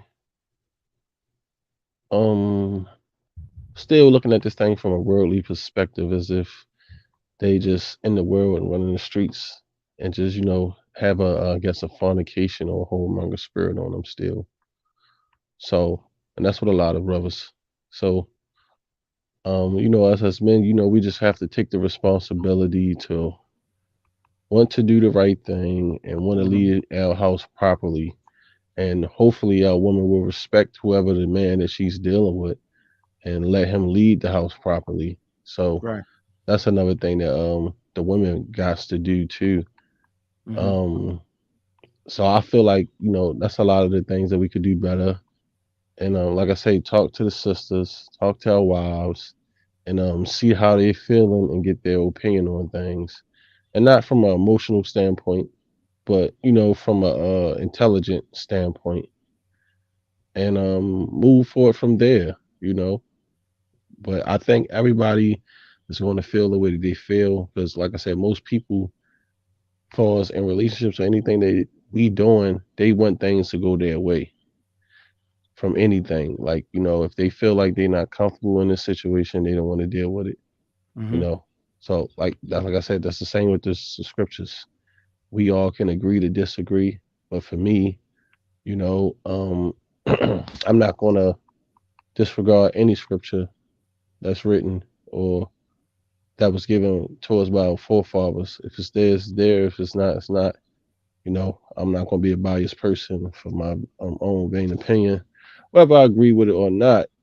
That's why I tell everybody I look at all the books and chapters and verses and consider everything. But Hmm. you know, that's just for everybody. You know, consider everything. Don't be the scripture says don't be ignorant to any matter, big or small. So I'll yield. Naphtali, I want to come to you then, Oracle, then we're gonna move on. Naphtali, what can the Israelite woman do to be a better helpmate for her husband? All right. That's a good question. What can an Israelite woman do to be a better help? Well, the first thing she needs to do is find out what a good helpmeet is, and that's Mm-hmm. going into scripture and figuring out, following what a lot of our, our foremothers were known for in the quality. Submitting to your husband, being a good helpmeet to your husband, supporting him, being supportive in your family, when you have your children, making sure that you're there for your children. Things are, like I said, are unorthodox right now. So the thing is that we have to play, you know, both sides. Sometimes you have to probably wear two hats, working as well as being the mother at home. And but that's our role. We are to, cook, clean, and be there for our husbands. And as well, some of us are working and doing all of that. And so, like I said, I think what a lot of us need to do is just, just be a good support system. You Mm-hmm. know, be supportive, be there to help. Be there to help you, laugh, calm you down, relax you. Just try to have fun. Just all of that. Just being a good person. So that's just what I think. Already, my sister. Oracle 007. What do you think the Israelite woman can do to be a better helpmate, my sister? She is already the Israelite woman. She is the excellent woman. Nothing else needs to be said. I'm just What joking. do I'm just joking. this, Listen, this Negro here? you were ready to go. She needs to be whole, first and foremost. Okay? She needs to be whole. As long as she is whole, then I believe she can at least assist as much as possible with regard to assisting in repairing the breach, because that is going to be one of the things that has to be done. Mm-hmm. Okay? Where there's a break or a gap in the wall or a failure somewhere, as long as she has a willing partner, because she's going to have to be whole in order to be the best possible partner that she can be, as long as she has a willing partner in her husband who is willing to work with her, or she's definitely going to be an excellent help me. There's nothing that you all can't give us. Okay, nothing. When you have an idea, and I know this to be me, okay, they can't even tell me to do something at work. They told me to get a card, or I was thinking about just getting a card or something for somebody one day, and a whole act and montage on one sheet of paper had to come along with that. I had a couple people read it, and they just like, I'm telling you, we can reproduce when we are working with the right stuff. As long as I'm whole, I am allowed to be who I am. I can assess situations, I can assess myself, and I can assess whatever it is that he needs. I can be the best partner to this brother. But if you don't give me anything to work with, I would not be expecting miracles outside of the fact that I am already going to be as excellent as I possibly can be and as whole as I possibly can be, because sometimes Why you said this brother like that? This brother. Why you said this brother like that? Go ahead though. are we doing the jots and tittles thing? I'm just saying though, the way you said this brother, I don't know. It just kind of sound like something was in there. That's how I speak. Like Oh, what are okay. you insinuating? I'm just asking. No, Just what the are way you you said this insinuating? What brother. is, I heard was something it and I the was like, fact that hold I up. said brother and you didn't like the way I said Nah, it's the way brother? you went this brother. Like this man. This brother. Go ahead though. I was on a roll and you interrupted me Go because you ahead. did not like the way I said this brother. I was just asking. No, jabroni. No, jabroni. I was Jabroni just wrote asking. duh, brother. Like He this. did too. He wrote it too. He See? wrote duh, brother. See what I'm saying? Okay. Look, we thinking alike. He heard it too. This No, he brother. just said it because you said it. No, he was already thinking it. But go Bad ahead though. Go jabroni, ahead. Go bad. ahead. Go ahead. But I know what I all I'm heard. saying is sometimes the situation is going to call for an Abigail because you're working with a foolish brother. And then sometimes the situation is going to call for Sarah. So, whether or not Sarah with Abraham or Sarah with Tobit, it just depends. Either way, in both of those situations, despite whatever troubles all three of these situations, God, let's even look at Ruth.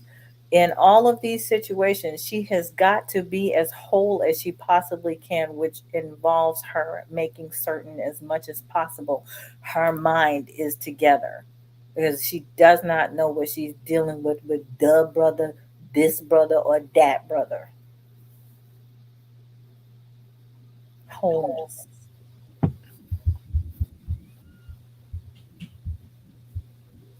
Shiro, you done? I I want to said make that. sure. I want to make sure you got it all right. I said that. Okay. I was just asking.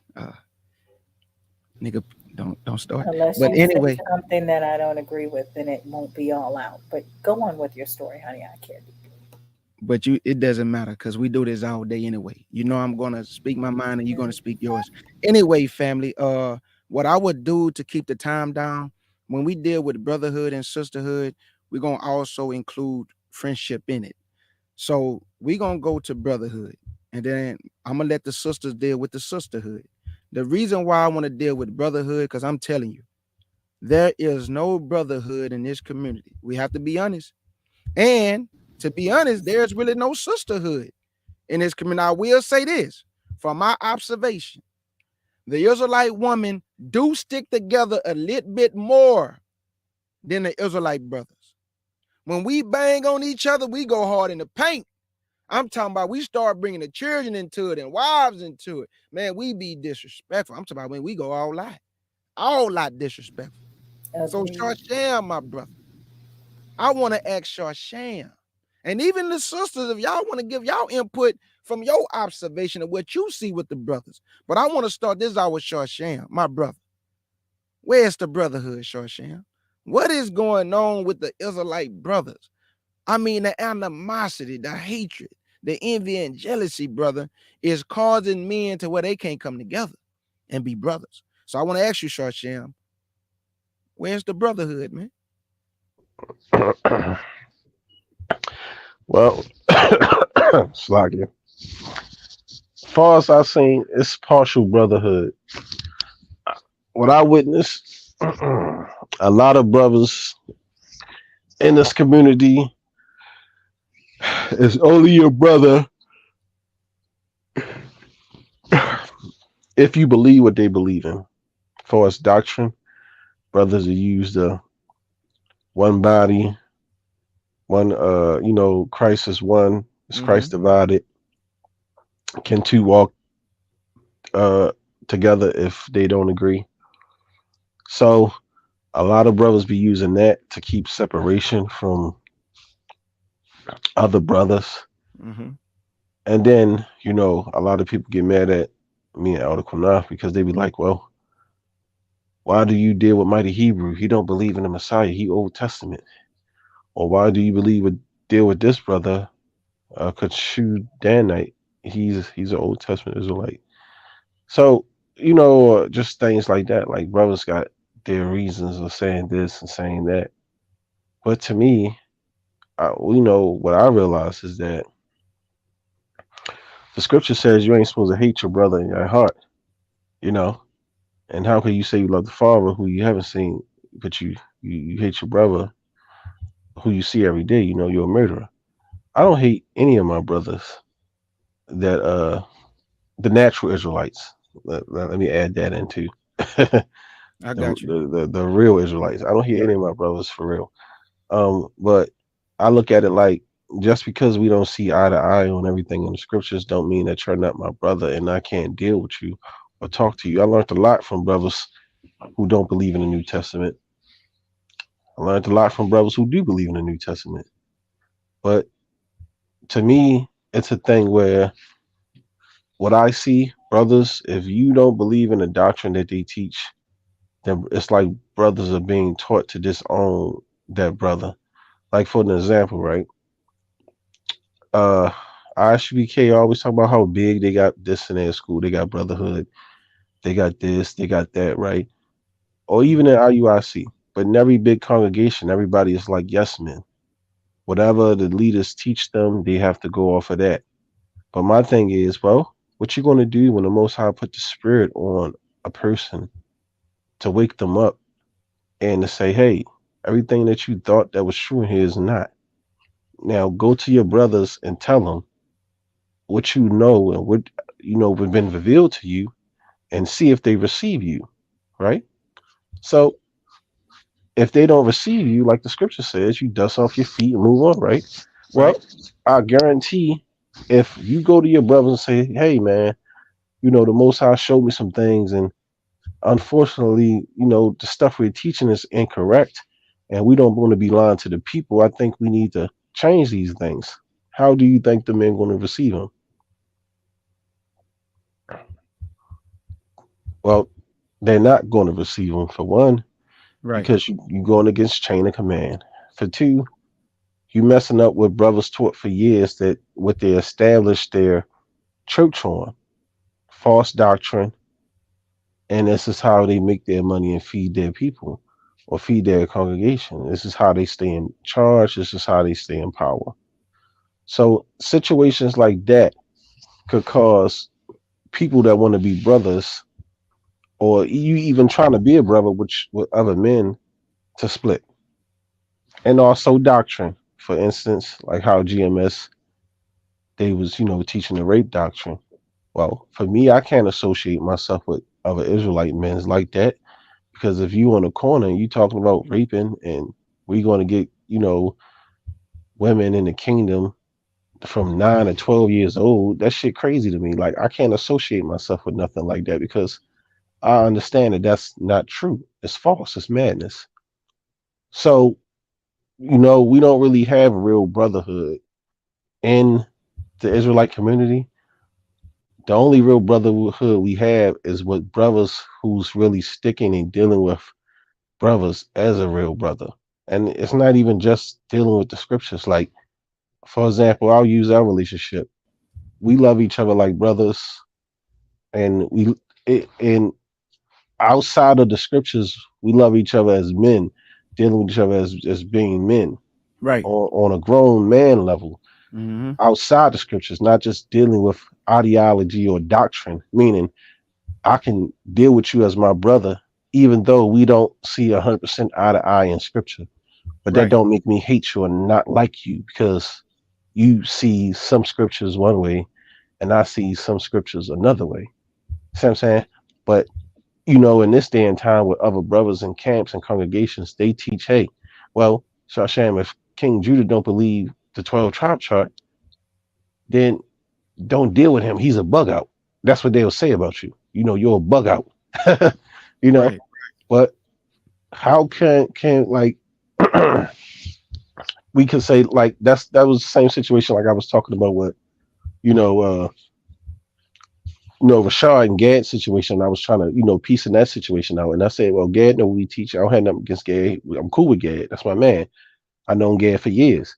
Even though he believed what he believed, like he said, he's going off of the information that he has at hand.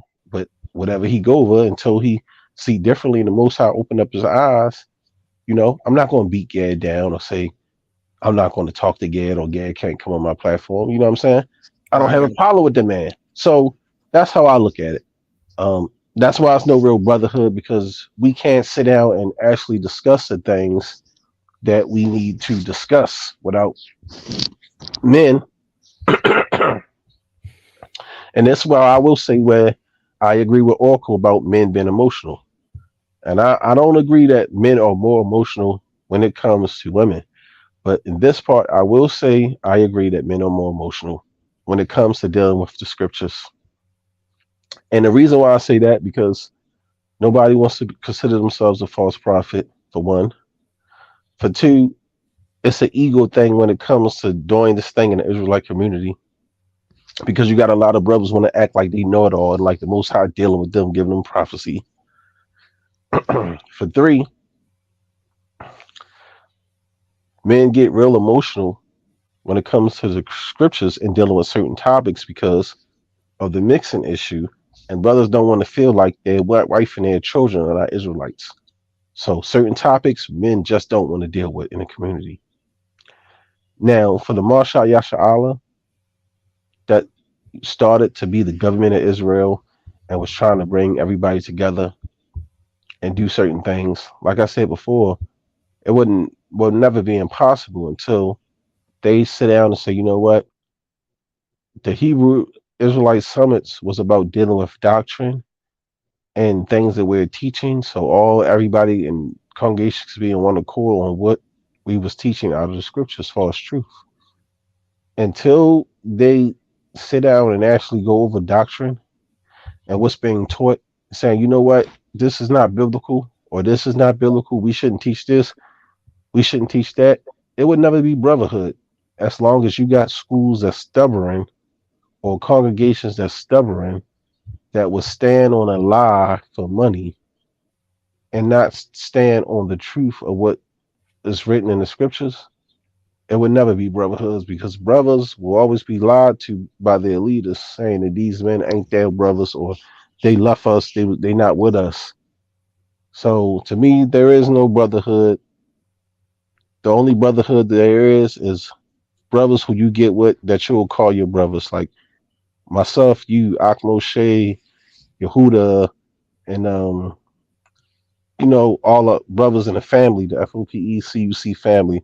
That's what you would call a brotherhood. Brothers are sticking together, and Right, we all can agree to disagree, but we love each other. right. I got you. It's besides doctrine, and I yield. I got you. I just want to say, before I ask the sisters what they see as far as the brotherhood go, and then I'm gonna let them deal with the sisterhood. So this what I see. This what I see in this community. Shasham then already hit it on the head. Uh, whatever go on behind the scene. So I won't say names. I don't do that, family. So I'm just gonna tell y'all this. When it has came to my attention that someone wanted to talk to me about FOPE behind the scene, they were even vouch for this. I stop it immediately. I ain't, hey, don't talk to me about those brothers. I rock with them.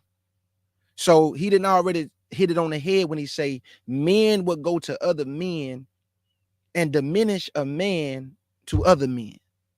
Oh man, don't deal with him, or I don't deal with them, or I ain't going over there no more. So they'll do that to try to influence you not to deal with the brothers.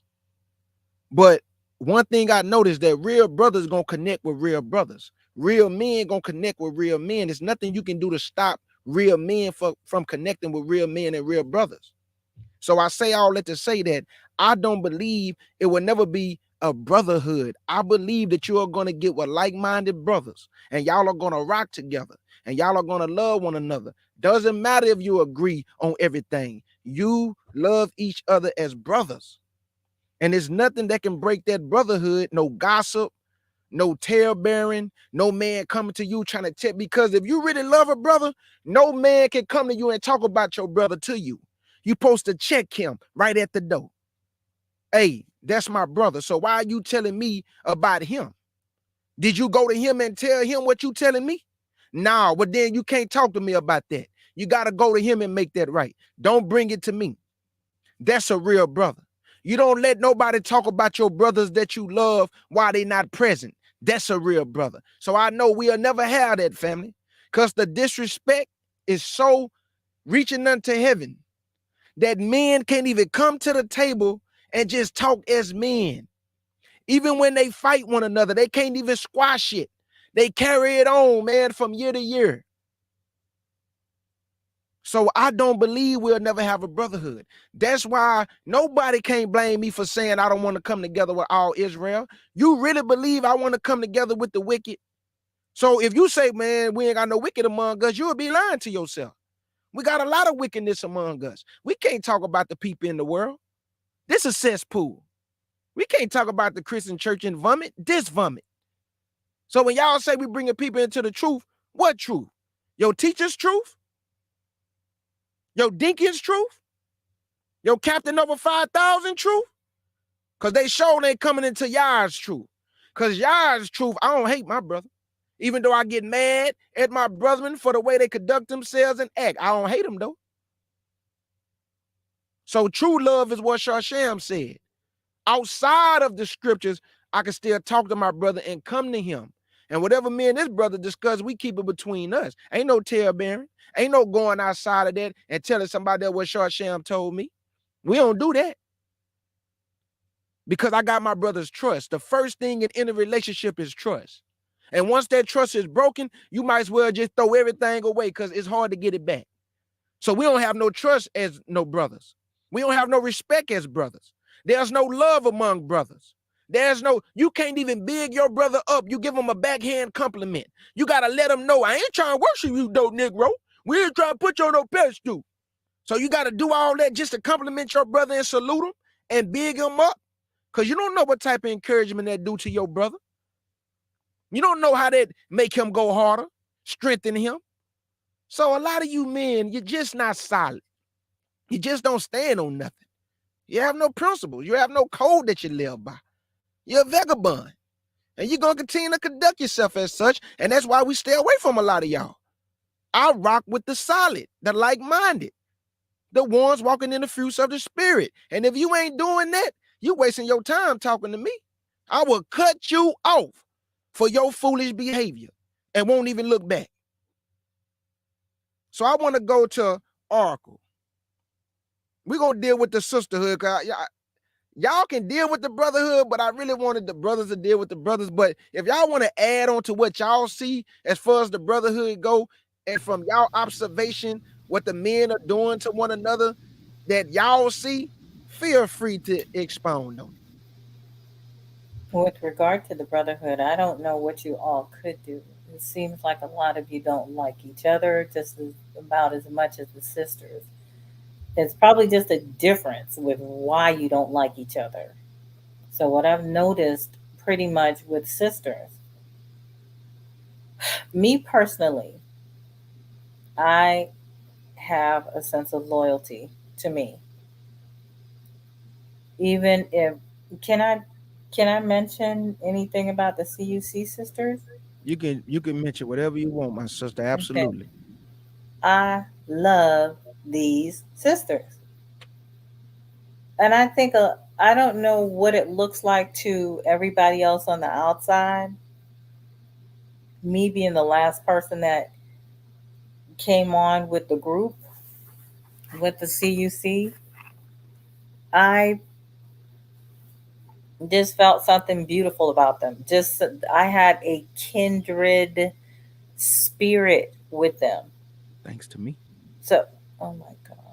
Anyway, so even thanks to you, there had to be a chance taken on me with, you know what, a chance taken with me just just meshing in. But I felt like when I came in, I felt like, hey, I found my tribe.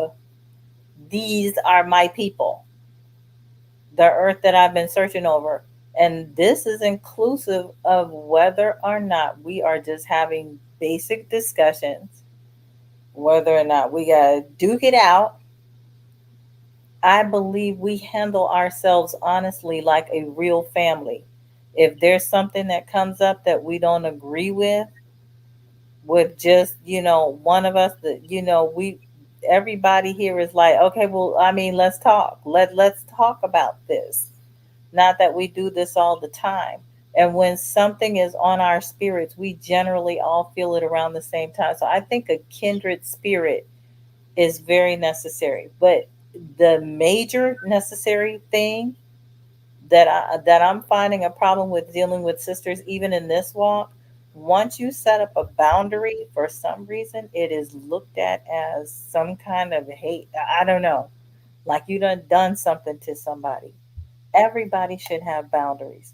People should know that you cannot just sit up here and walk up in here in this space and walk up all up on me and feel like you could just do anything to me that you want to do. You can't just do anything to any of us because we all are going to have something to say about it. It might take a minute, but we're all going to have something to say about it. You can't just run up on us. I don't understand why with sisters, when there's boundaries that come up, and or either there's things you start to notice. I also notice that we're very territorial, extremely territorial. So one of the things that has come to me is, especially sometimes when it pertains to our good brother KJ, it seems like it just causes a problem, and I feel like we are even there as a protection for you sometimes. But whenever we're having to set up a boundary, or if it's some foolishness that we know, like you can't just break through the barriers and feel like you can just get to K Judah, just through the sisters. We are all still our own people, but it's just something about the being territorial. I don't get it.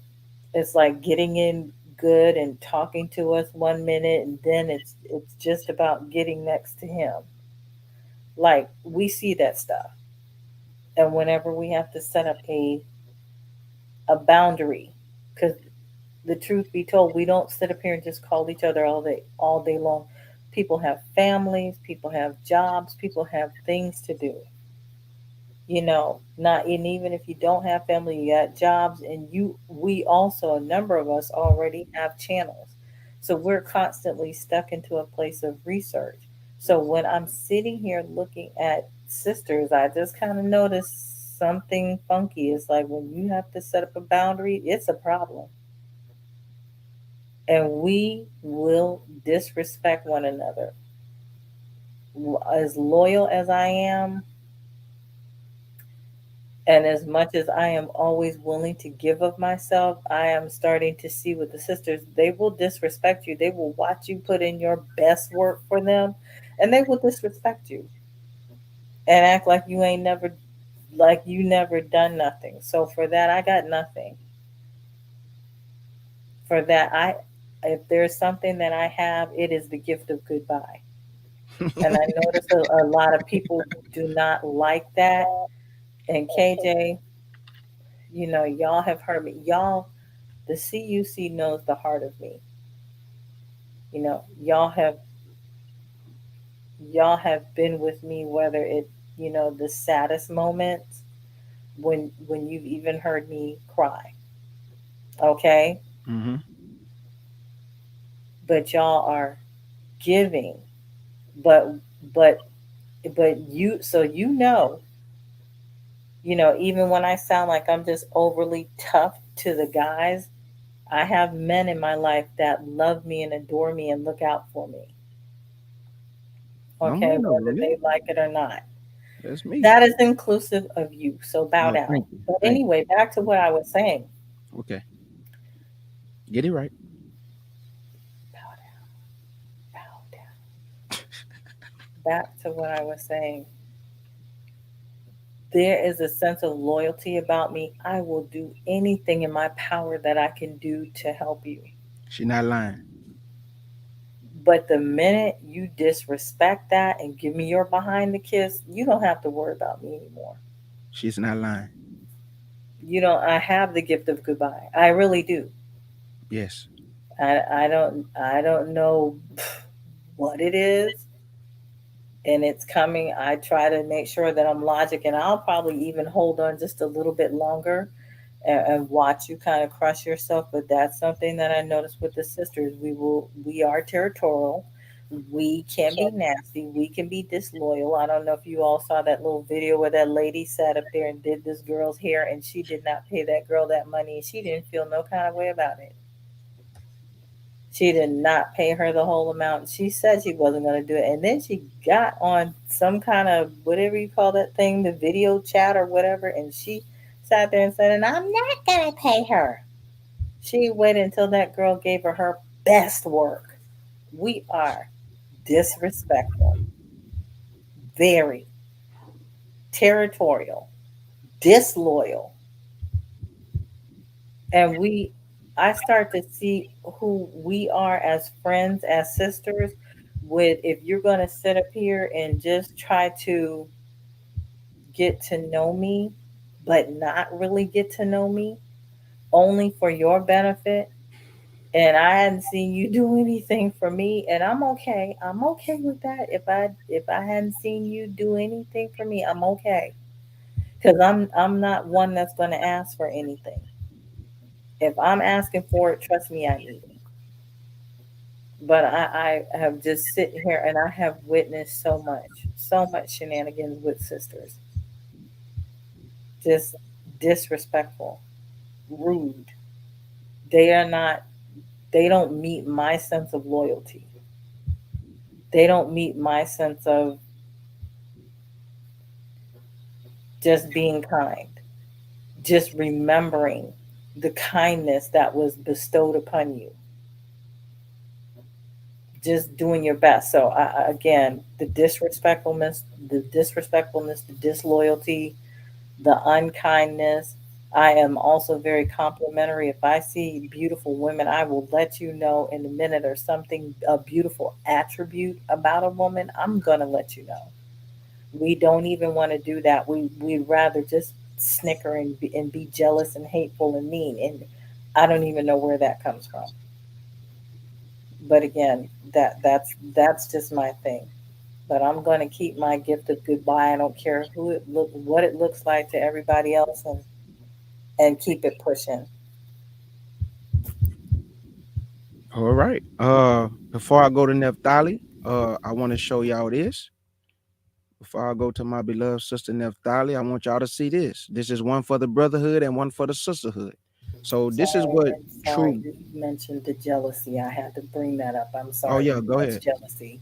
No, go Eve ahead. mentioned that there is a lot of jealousy, but Okay. it's oftentimes surrounded by men around a man or men. That's it.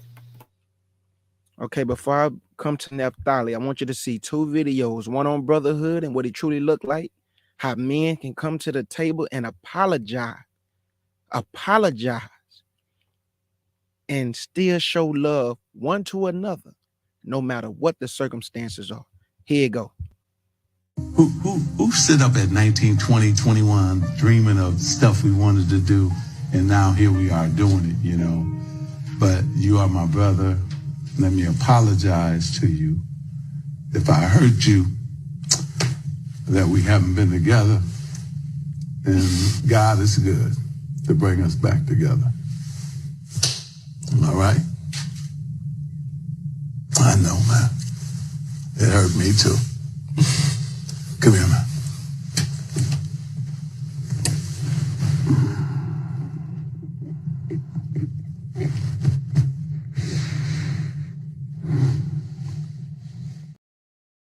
And I approve that video. Here go the next one. I know for sure that Megan Ashley. Are you about to cry? Don't. I feel like I held mine in pretty well. Seeing you go through your darkest times and seeing you come out of that and still having so much faith, like, that is something I admire, and I strive to be like that every day. You pull me closer to God. Because of you, I have given my life to Christ numerous times, over and over, yearning for a relationship with Him. I don't ever want you to doubt what you already know it's inside of you. And the confidence is going to come out of you this year, and you're never going to look back. You're never not going to have confidence. This is the year that you have it, and keep it. I just know for sure. I know for sure that God put you in my life to save me. And you did just that. My beloved sister Naphtali, do you believe that the sisters have a sisterhood? Do you believe the Israelite sisters in this community do have a sisterhood, or do you believe they don't have a true sisterhood? What are some of the things you see, my sister, when it comes to the Israelite women, and how can they get better to have that true sisterhood? Yeah, that is a really good question. I don't like to speak from my perspective as if Okay. it's for everybody Mm-hmm. in general. But so far, me coming into this community, I have put myself out there, tried to mix and mingle with all types of people, different, from people who are atheists all the way up to people being, Hebrews, just joining in with people just because we're Black first, right? And the one thing that I am noticing is that even with me being patient, my kindness. One second, my daughter is yelling. Okay. Yeah, family. So the video of Magic Johnson and Isaiah Thomas, even in their, I don't want to say old age, but I would just say as mature men, after all those years of not talking, still was able to come to the table as men and brothers. A grown man. That man was crying. Those wasn't fake tears. That's a brotherhood. When you can come to your brother and he can come to you, and y'all can work out whatever differences. Now, Jacoba asked a question, then I'm gonna let Naphtali get right back in. Jacoba asked a question. If somebody do something to you and ask for forgiveness, would you forgive them? My brother, the answer is yes, but I can't deal with you the same no more. I can't deal with you the same no more because the trust has been broken. So I'm gonna forgive you, but now I have to love you from a distance, brother. That's just me though. I cannot allow you to break that trust with me, and then now we just pick back up the pieces. It doesn't work that way.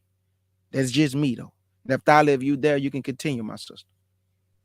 Yes, thank you. Sorry about that. Oh no, you good. You good, my sister. So the thing is like this, right? Dealing with women my whole entire life, never really been type of person to really get along with a lot of women.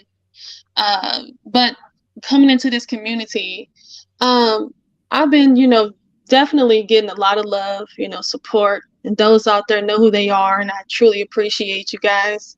Mm-hmm. And but for the most part, it hasn't been, it's not very many, but it's not about quantity, it's about quality. And one thing I do see is that, and this is my opinion again, I think men get along better than women. I just feel like that. A lot of us Mm-hmm. women, we just it's one thing is that we gravitate towards each other, but you make one mistake, they're not very forgiving. It's not Mm, easily forgiven.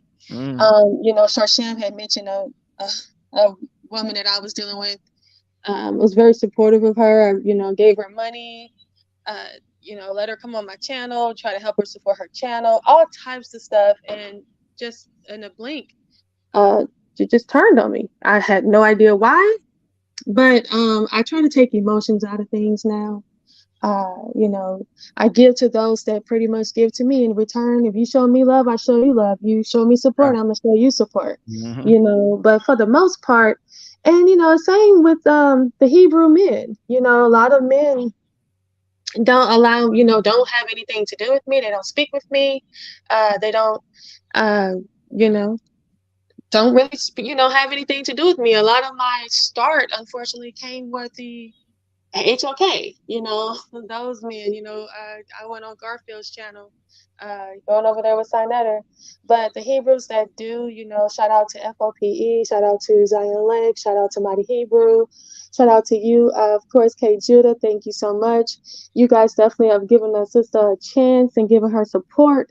But, for the most part, it's been pretty interesting.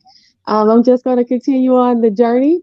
But I do believe that as sisters, we do need to be more patient with each other. We also need to be more forgiving, and also more understanding.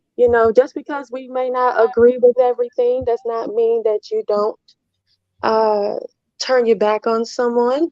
I'm always, my door is always open. But the thing is that not too many want to come through. So and it's sad. But when you do have, like I said, it's not about the quantity, it's about quality. Mm-hmm. And I do think we need some work. And hopefully one day we'll figure it out. And that's what I have to say. Naphtali, I want to say this to you before I go to Shorsham. The understanding and the wisdom that the Most High gave you, my sister, you're not going to have too many women to come around that type of knowledge and understanding, because envy and jealousy is going to play a part. I'm telling you, it never fails. So when somebody's in your presence, because you have to understand this, women are actually watching you go up against giants. You going up against men in the community. We're gonna call it men of renown. I'm talking about famous in the community, my sister. Well known in the community, my sister. Giants. And you get on the panel and you handle yourself well. So I don't believe it's just my opinion. I don't believe you're gonna have a lot of women that just truly rock with you. And if you do find it, man, I pray you find it.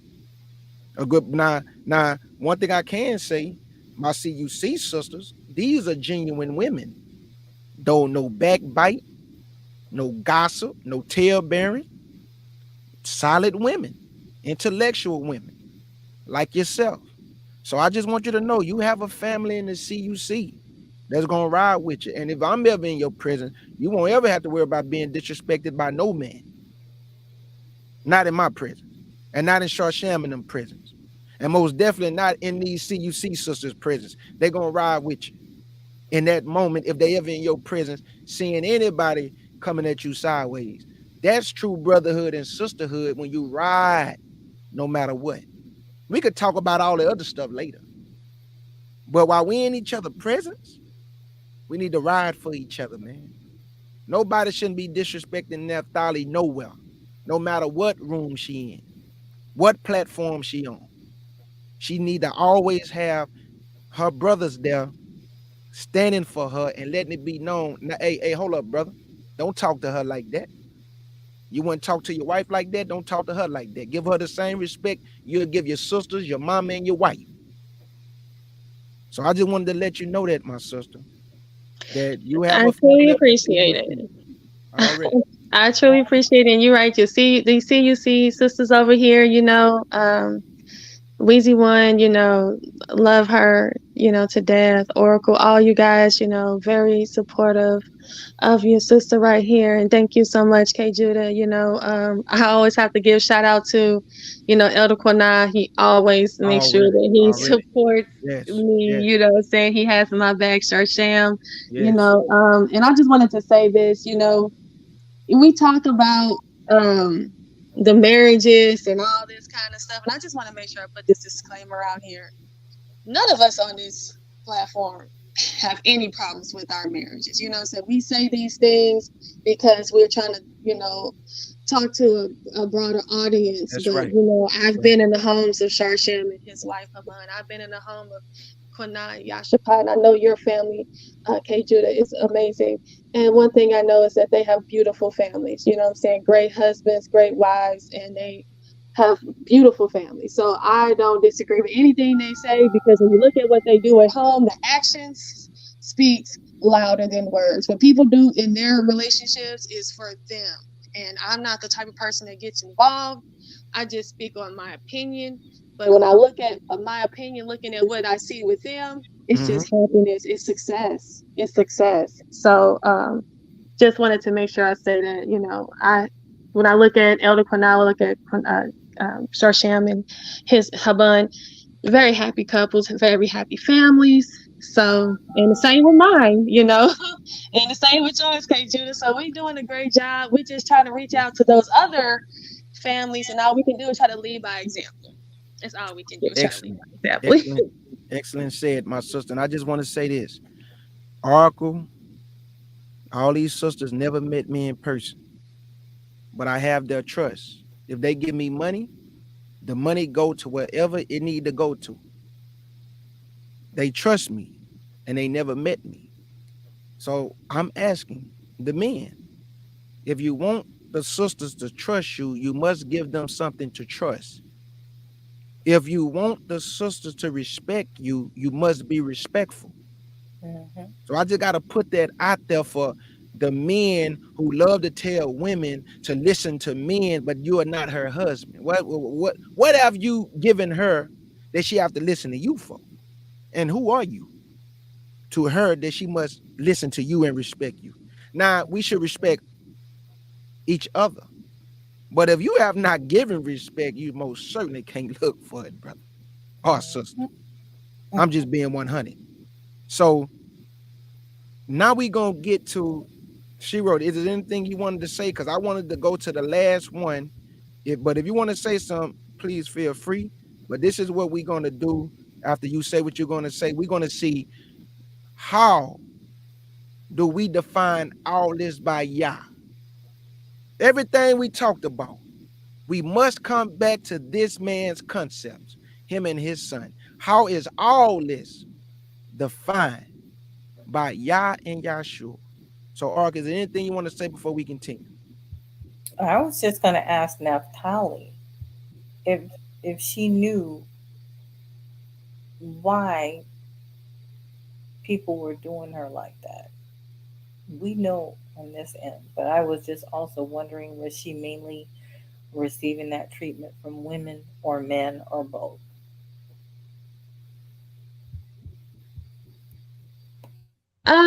That's a good question. For the most part, I come out very, I'm very soft. I can be very soft spoken. I can be very, feminine, just kind of, considered to kind of be weak, right? And a lot of people want to take advantage of you. A lot of people want to overstep. And a lot of times, I probably would let him do it, get away with it because, like I said, I'm trying to, build relationships. And from what I've noticed is that, I will push back, I'll show another side, another side can come out. And when that side comes out, they probably not prepared for that because they're being rude or they're being, like I said, I had a sister, was confiding into me. I was trying to be there for her and her family. Next thing I know, she blocked me and had a whole lot to say and then blocked me. And I was like, what is that for? Had a lot of brothers that I was dealing with based off of information, had an issue. It's like, okay, well, if you got a problem with anything that I say, let's talk about it. We could talk about it behind the scenes. It doesn't have to be anything out in the open. Nope, none of that. You know what I'm saying? So I don't, you know what I'm saying? I know I have a different way of thinking when I bring my information out. And it may not be the most enjoyable or most, they probably don't want to accept it. But my thing is that if you want to have a conversation with me, I'm always willing to have a conversation. I'm always willing to sit down and talk. My husband's always present. If you want to talk with him, he's there. And if you want to talk with him, he's willing to have a conversation. I don't like to do things out of order. I don't like to be disrespectful to my husband. He's always present. Even though he may be quiet, but he's present. And trust me, he is not a quiet person. He's very, very masculine, very boisterous. Okay, he is. Yeah, trust me, he's not a weak man. Okay, let's get that together. But the thing is, it's like, Oracle, I just think it's strange. I look at my YouTube analytics, and majority of my subscribers are men. And so I try to sit down and try to think about how can I give, more women to subscribe to me, to follow what I have to say, because I am a woman. And I'm trying to work on that now. I'm trying to figure out what it is that I need to do to get women to follow me, to get more women to support me, than to want to turn against me, so it's something that I'm trying to figure out myself. Is why you would think that I would have all the women. Right. I'm trying to stand up for us in this truth where men could completely dominate. And they put not all, of course not you guys, but the men out there, they tell women to be quiet. They don't want us to speak. And here I am trying to, have these conversations with them, and you would think they'll be rallying behind me. Right. But instead, I have my brothers, which is great. I got my brothers, they back there, they support me, but my sisters, it's a different situation. Orca, did you want to respond? I just wanted to know where it was coming from. If she had any idea. But that's amazing. If you got a lot of men listening to you, they want to learn something, or either they want to debate something. But Orca, did you hear what Naphtali said? That's the same thing that I'm going through. She coming from the woman perspective that she's looked at as weak, and I am looked at as, because I'm kind and I'm respectful, and I think a lot of people look at that as, this nigga soft, this nigga weak. But I'm telling you right now, the people that know me in real life play with me wrong, and I'm an ignorant nigga. So all I'm saying is that I'm gonna be respectful, I'm gonna be kind, but why they gotta be looked at as a weakness and you come try and play with me sideways? But then when I flip out and do you like I did that Mexican guy that I had to put on private because I talked about the man so bad, I felt bad. Stop being disrespectful to us that's trying to be respectful. Stop being disrespectful to us because we kind and we come off as soft spoken, and because we don't want to be disrespectful to our people that's looked at as weak by men. Naphtali is looked at as soft spoken and weak. No, the woman is not weak.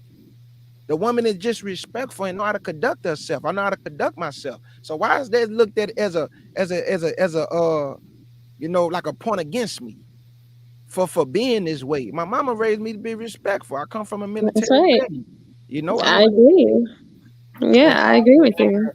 But then when a nigga get ignorant, yeah, right. But then when a nigga get ignorant, then it's stay in the spirit, brother. So no, we're not gonna stay in the spirit. You're gonna be met with the same measure in which you meet. this is what we're going to do now because this is what you brought to my house. So now I'm about to deliver this back to you chopped up and gourmet style.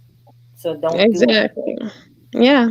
Yeah. They And come back, they apologize, they want to get back in your good graces, but like you said, like you said, Oracle, that I can give you a goodbye and the door is closed. And when it's Mhm. closed, it's locked. Okay. That's right. Forever. Thank right, you. On your time. right. And up On your time. That's and right. I heard the door lock. Make sure you hear. Let them hear the lock. Or let them right, hear the deadbolt when you flip, right. And flip, flip. I just want to say this before we segue to the last segment. This will be the last segment. Naphtali said something very important, and I agree with her 100%. And I stand on this. If you support me, I support you. If you support me, I guarantee you, I'ma always be there to support you. Why do we think I supposed to get you supposed to get my support, but you don't support? And you think because we Israelite, I supposed to support you, but you don't never extend your hand to do the same thing. Like, what is wrong with some of y'all in this community, man? You know, you call on Yah, you say you love Yah, you all about Yah, but then you do certain things to your brothers and sisters that Yah wouldn't even condone. He's against. So if you're gonna be true brother and true sister, be that. And if not, move around. Do yourself a favor and me. Don't come in my presence. That's it. Just stay away. Well, you see what Eve is writing. Stay Th- away. You saw what she wrote about the fishing of information, and being the information gatherers. And I'm going to continue to say it. There's no true loyalty. When there's no true loyalty, you all aren't really looking for brotherhoods and sisterhood.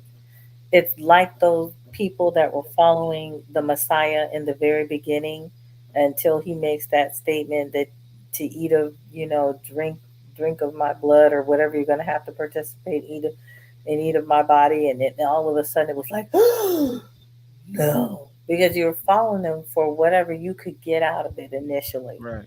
And then after that, you now decide, if this person is hot and everybody else thinks they're hot, then you're going to join and you're going to feed and feed and feed and feed and feed until you decide no more. And that's after you've already gotten your stomach full.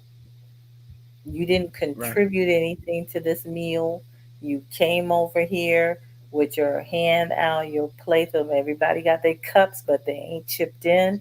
You done this, and then you're nasty, and then you have no loyalty, just disrespect. Yep. I'm sorry, I'm Hey, really hot about that disrespect and that I know. disloyalty. I know. But Shawsham, we're gonna segue to the last segment, my brother. And I want to ask you, Shawsham, before we end this live, how do we, my brother, become back one with Yah and Yahshua in our marriages, in our friendships, which also can go to brotherhood and sisterhood? How do we, as a people, connect back with Yah and Yahshua so our marriages can be guided right, so our friendships can be authentic and thorough, so our brotherhood and sisterhood can also be authentic and thorough? What do we have to do, Shorsham, to get that relationship to align, to be in oneness with Yah and Yahshua, my brother?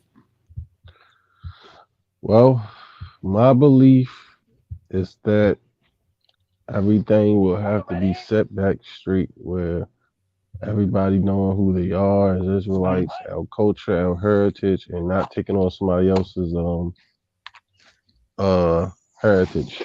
That's the Mm-hmm. only way we're gonna be able to do it. We're not gonna be able to do it no other way. We're gonna have to literally do it that way where, hey, we Israel, this is how we do, this is our culture, this is what the Most High brought forth for us to do in His ways and His laws, and accept that. Anything else, it's not going to work. It's Facts. not going to work with um, outside influence of other nations or their concepts and how that we shall run our nation. And the Most High never wanted us to have outside influence from other nations anyway. So He knows what's best for us. So I feel like that's the only way we're going to be able to do it is by listening to the Most High and follow follow exactly uh, the blueprint that he set for us. Anything else is not going to work. Um, and that's just how I feel about it. And that's not even basically strict off of just law. I'm just saying he I gave got us the way that he wanted us to run our nation. We need you. to follow that blueprint. Right. Anything else, getting outside influence from other nations, their opinion or what they think is best, we're not going to succeed because we're not taking counsel of the Father. Already, my brother. Arca 007, what do you think we can do to be back in oneness and connect back with our marriages, friendships, brotherhood, and sisterhood to get back in line with Yah and Yahshua, my sister? I would still have to say wholeness again because we have a bunch of people that are running around in bits, pieces, and parts, thinking that they're whole. Their mental is not together. They got a terrible way of thinking, which was of course one of the reasons that I started my channel. I was so tired after I came over to this particular movement, hearing men who were actually ministering from the scriptures that were saying that the God ain't got no use for you. The woman is nothing. Nobody cares how you feel. I was tired of hearing that because when I examined the relationships in the scriptures, I didn't see this.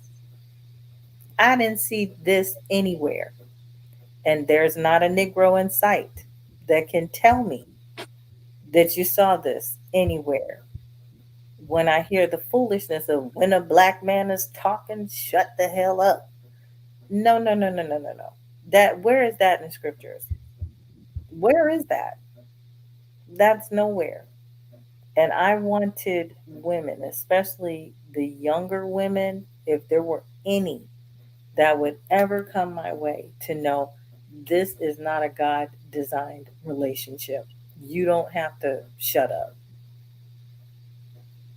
You actually get to work together with your husband. And he, like Jacob, like the Most High, I have to tell you from time to time, listen to your wife. I didn't even see that Mm-hmm. in whatchamacallit. I didn't even see that when I consider, because Tobit was like one of my favorites. So you didn't even necessarily see that there. Even when he told his wife to give back, he said, we don't take anything from anybody, you don't steal. Give back this animal that they gave his wife because she had taken up. See how this relationship worked when he lost his sight and he couldn't get out the go work, and she did women's work out and about in the town, Mm-hmm. and somebody gave her an animal and he told her to give it back. He had to know she didn't steal it because that was his woman. He went back and got her after they got out of, I don't want to say slavery or out of captivity, but he was able to go back and get her. And when he told her to give it back, do you think she did it? No, she didn't. She said, you don't think that people know all that you've done? They don't recognize your works? And she didn't give it back. And she kept it. Mm-hmm. Okay? So that was one of the main reasons I started my channel because I was tired of hearing that shenanigans. And I hated to say I was hearing it from the brothers. It really turned me off. It really turned me off. And I make no bones about it when I say it and I speak it loud and clear. If you don't like it, too bad, but it's a turn off. So if we are not whole with all these bits, pieces, and parts that you're running around with just because apparently you do not know how to match wits or speak to your woman, so you need her to shut up because you're a black man talking, think again. That's why you're not going to be in a relationship and you will always be whore hopping all over the world. Stay there. Because when you are serious about getting into a relationship, you are serious about knowing that man or that woman that you are in a relationship with. You are serious about working together. You become one so much that when something stupid is going on, you guys are looking at each other, you're talking to each other with your eyes. You're blessing one another with your actions. You're holding hands with one another in the bed. You have an innermost Playing fuss, relationship and a connection with one another. playing fussies, Yes, you're playing footsies in the bed. That is the beautiful thing.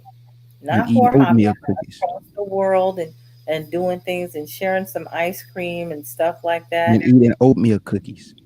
Yes, and I can even remember just being at the gas station, we pumping gas. I'm all up over my husband. We're just laying on each other, pumping gas. Hmm. You have that kind of connection. You ain't gonna have that with everybody until everybody is whole, Drinking until everybody's milkshakes. determined what love is. Right. Stop reading out of the book of Kevin Samuels and whoever sprinkle, whoever that is, and start reading in the scriptures. You don't see relationships being run like that. You do see partnerships. I don't care if he owns you and you are his possession and You all forgot that's milkshake. because you are within that realm of his family. That's fine. But you have to listen to her. And if you can't do that, then stay ho hopping. Stay there. You forgot milkshakes. Yes. Okay. I remember the ice cream. And the 2 to 4 o'clock runs of babe, are you awake? You wanna go out somewhere and go eat? Just out of the bed, let's roll. Yeah. So I remember those beautiful moments, but again, there's a beauty and a connection in a real relationship, and all of that is lost now for some reason. If you cannot be a whole person in knowing who you are and knowing how to relate to one another, then there is no hope. But the minute you decide to commit yourself to that, that's why I like that brother shoemake way.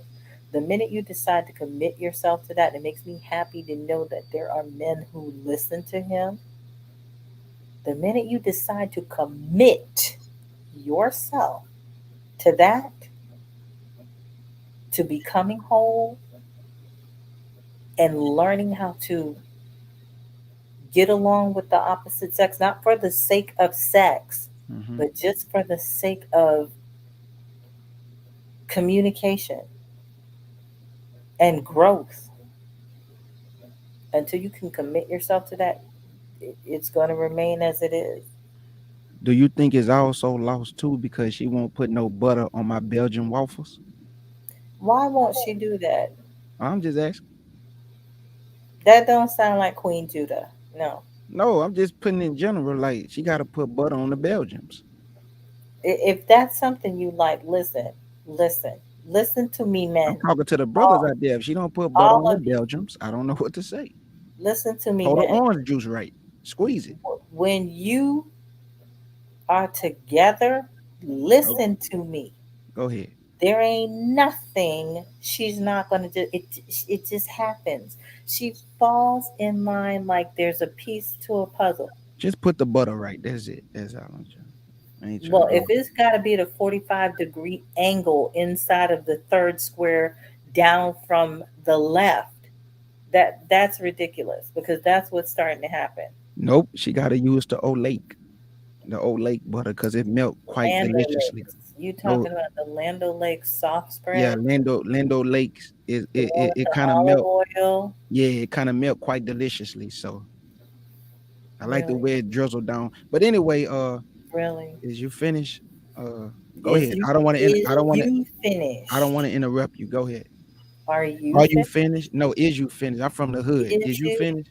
Is you is or is you ain't? My teacher tried to correct me. I say, man, I'm saying it is you. That's what I told her. I told my teacher that one time. Is That you? that's because you She disrespectful. said, I'm gonna You're call your just mom. I say, call her. disrespectful. Yeah, I bet when your mother showed up there though, you got some act right. I was like this. I don't believe that for one moment. She came up there and set you straight. Go ahead and finish so I can get the Naphtali. No, that was it. Until they pull it, until you become whole, pull it together, not be in pieces and parts. Right. Read from the scriptures, real relationships of our people, and not from the book of Kevin Samuels and not Omarion, whoever, Obsidian, all these people. Stop with all of that. I was Okay, I was just become playing, family. whole. I was just playing Become about the whole. Belgiums. Y'all gotta forgive me. I'm just cracking the joke about the Belgiums, but I do like the butter Olake on there. So, No, but but nobody asked you that, right? nigga fall back. Not, Hey, none of Naphtali, none of us nigga, cared please, about how you wanted that butter on your Belgian waffles. nigga, let me get the Naphtali. Well, let me break out in a yawn for that one. Yeah, go on mute. Naphtali, what can we do, my beloved sister, to get back in oneness, that true unity with Yah and Yahshua for our relationships, marriages, brotherhood, sisterhood? What can we do as a people to get back that relationship that our fathers had and our fathers' fathers that we kind of lost today? And that's why I think we kind of, running around too, like to and fro, because we do not have that oneness, that relationship, that pure relationship with Yah and Yahshua. What can we do, Naphtali? That's a good question. I saw you had put up some Lady Love had said about YouTube unsubscribing. And Oh, okay. Lady Love, thank you for subscribing. I've been noticing that. Like I haven't been making a lot of content lately, but I looked at my YouTube subscriptions and I see I had a nice little drop in subscribers. So I see that YouTube is playing games, and thank you Yep. for confirming that for me, Lady Love. But to get to your question about what do we need to do? Well, for the most part, of course, the most high is going to have to clean everything up. But in order for us to get somewhat in order, I believe us being here in this country is really causing a lot of problems. And I'm a type of person where I say, when he says come out of her, I'm the type of person saying that we need to come out of this country, come out of America, and try to reestablish ourselves in another country, continent and country, and that's Africa to me.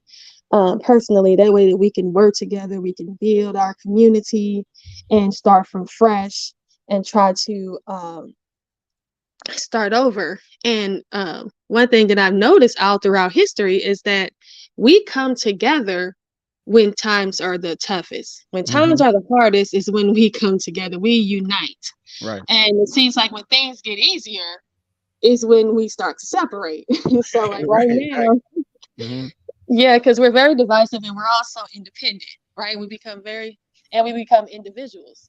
But when things get hard, that's when we start to unite and we band together. So, we go to these other countries where, things aren't as developed as well, supported. I'm working with some brothers and some sisters right now, and we're all trying to plan our escape.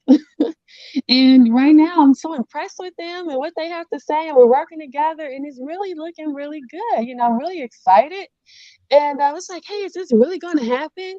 So, I believe that, um, I believe that right now. Oh yeah, Don P. Hey, that's right. That's what it is. We just need to, unite and get out of here. Once we get out of Right. here, we start to. We know that we only have each other to depend on. By default, we should be able to work together in theory. So that's just Right. what I would say. Excellent. Excellent, my sister. Closing arguments from Shasham, the Arca 007, the beloved Naphtali. Before they get their closing arguments, family, I want to thank everybody for participating. Like I said before, this is how we must going forward have our panel discussions to where everybody can give their opinions and what they see and how they feel without any arguments or somebody telling them, no, you wrong. You know, you don't know what you're talking about. Man, look, we grown. Everybody can make good points and you bring all those points together and it's going to help somebody out there. I ain't say everything right that somebody might agree with. Nobody did, but guess what? we all said something that somebody gonna take away and say, you know what? I'm gonna apply that to my life. I'm gonna be a better friend. I'm gonna be a better husband and wife. You know what? Them brothers right, them sisters right. We don't have a brotherhood. I'm gonna be better tomorrow. A sister gonna say, I'm gonna be a better sister. I like what Queen Naphtali said. I like what Oracle said. I like what Shorsham said. I'm gonna do better. So this is what this panel was for. Naphtali already told y'all, we not talking about ourselves, fam. I've been with my wife 20-some years. I've been with my wife since I was 20, what, 22? I'm 42. My kids know the Bible. They're in order. They're not out there, they not disrespectful children. They believe in the Most High. They have to read their Bible. So ain't nothing out of order over here. That does not mean me and my wife don't bump heads. I'm telling you that a lot of us on this panel, we handling business. We just want to help other brothers and sisters do the same. Because somebody out there gonna listen to this, and it's gonna resonate with somebody. Maybe it's one person, maybe it's 5, maybe it's 10. We don't know. But we pray it help somebody tonight. Shorsham, any closing words, my brother? Thank y'all. Hey, Naphtali, Oracle, Shorsham. Thank y'all for rocking with y'all, brother K. Judah. Thank y'all for participating. Thank you, Iman. I love you. Thank you for giving me this through the spirit of the Most High that he gave to you to get to me, for me to do this. And the first people I thought of was Shorsham, Naphtali, and the Oracle 007. And it was a well put together panel. And I just thank y'all for rocking with me. Shorsham, any closing words, my brother? Big salute to Shorsham too, Yes. family. Solid Shalom, brother. family. I love my brother. He's solid. He's a true brother. Because I go off the spirit. And Shorsham is a real one. So I say big salute to my brother. Big salute to you, King Judah. And I want to say shalom to Queen Naphtali and Queen Oracle 007. I appreciate the dialogue conversation we had. I think this was a great build, non-biased discussion. And I like how everybody could agree to disagree, and we could talk about what we didn't agree on and disagree on. And I'm okay with that. We all have our opinion on how we feel about the scriptures and how we're going to stick to everything. And I think that this was the start of a great conversation that we can have with more people, and just not people who they see often on the panel, but maybe other people could come up and speak how they feel on certain topics and things like that. And like I said, I want to let everybody know I'm not here because I want everybody to agree on what I say, and if you disagree, I don't mind you challenging, my school of thought or ideology on how I feel about the scriptures. I don't have a problem with that. Like I said, as long as we keep it respectful, cordial, and we can all, talk to one another like brothers and sisters, I am fine with that. And I think tonight's show showed excellent display of that. There's nothing wrong with us discussing how we feel. And like Queen Naphtali said, we met each other, seen each other families, beautiful homes, beautiful families. So, family, when I'm up here talking, I'm talking from biblical, pretty much a discussion. It's no personal attacks on nobody. So nobody, as far as the chat or even a panel, nobody has to get into their personal feelings. We speaking on, on a scholarly level. So that's all I'm gonna say. I yield. Shalom, everybody. Hey, thank you, my brother. Thank you, my brother Shorsham. Naphtali, closing words, my beloved sister, and thank you for rocking with your brother K. Judah tonight. And also your husband. Big salute to your husband. Big salute, my brother. Shalom, brother. Big salute. Yes, again, shout out to Shorsham as well as Oracle and of course K Judah. Thank you so much for inviting me on. I always love to come on and have a nice conversation. You're not gonna always agree, and we can all agree to disagree. Even though I really, and let's just be honest, I really don't. Just because I don't necessarily disagree. It's more on the lines that it's just this is not for me. It's just not my perspective. I can understand it. With the multiple wives and the polygamy, that's not frowned upon in the Bible and scripture. So we see it And then, hey, if that's what's in your family, that's in your family, and I'm gonna love your family. I'm gonna love you and love your family. So it's all good. Um, so all I want to say is that I had a great time on here, great conversation. As always, please like, share, and subscribe to K Judah's channel. Support him. He brings out some really good information. I tune in. Love the content, love the channel. And thank you again for bringing me on. And shalom. Have a good night. Thank you to my sister. And also make sure y'all support our sister Naphtali. Please subscribe to the sister and really support the sister family. One thing I noticed about us is that we really don't go to each other's channel. Now listen, I'm Yeah, not just not King for Judah. everybody. King Judah, tell them go subscribe to her backup channel. I think she need like 40 more subscribers so she can hit 1K. Oh yeah, So already. that'll be awesome. Right. We did that for Elder Quinat not too long ago when they took down Sharsham and the main channel. And we got Elder Quinat to 1,000. I went live and asked everybody to go to the backup channel. So Naphtali, if you can put your backup channel in the chat, we're gonna get you to 1K. You better believe it. We're gonna do it too. We're gonna get you to 1,000. Just like Elder Quinat got his 1,000. Sharsham got his FOP Civil War 1,000, and I made it to 1,000. So we're gonna Thank get our sister you. to that 1,000. And also make sure y'all support the sister Naphtali in sincerity, family. Like really support the sister. I also support the Ark of 007, who's also about to give up closing words. Support my sister, the Ark of 007. Ark, if you don't mind, if you want to put your channels in the chat. And y'all already know the beloved brother Sharsham, FOP Civil War, for our people's edification, who be bringing that heat and that smoke. So I also support my brother Sharsham and Elder Quinat, you know. So Arca 007, as Naphtali putting that channel in there, we're gonna get our sister to 1,000. She only needs 40, family. Can y'all please subscribe to the sister? Please. I just went to the back of YouTube. We got 100 and some people listening. Can y'all please get the sister to 1,000 subscribers? If you don't mind, for your brother K Judah. Arca 007, any closing words, my beloved sister, that you want to say? Yes, my closing words are you already knew I had a problem trying to figure out how to put YouTube on mute, but somehow you think I know how to put my channel. And what you want me to do? Do it. No. What you want me to do because you can't put it on mute? I already did. That's why you don't hear any backup. But anyway, Nah, nigga, go ahead. what am I giving my closing words on? You're giving your closing words on the live, how you enjoyed yourself, and that's it, Shiro. Just get it together and say what you're gonna say. Jesus. Again, it's going to take wholeness within. Oh, hold up, Arca. Naphtali, they asking. I'm going to need you to get it together. No, they asking for Naphtali's link to her well, backup channel. I'll allow it. Oh yeah.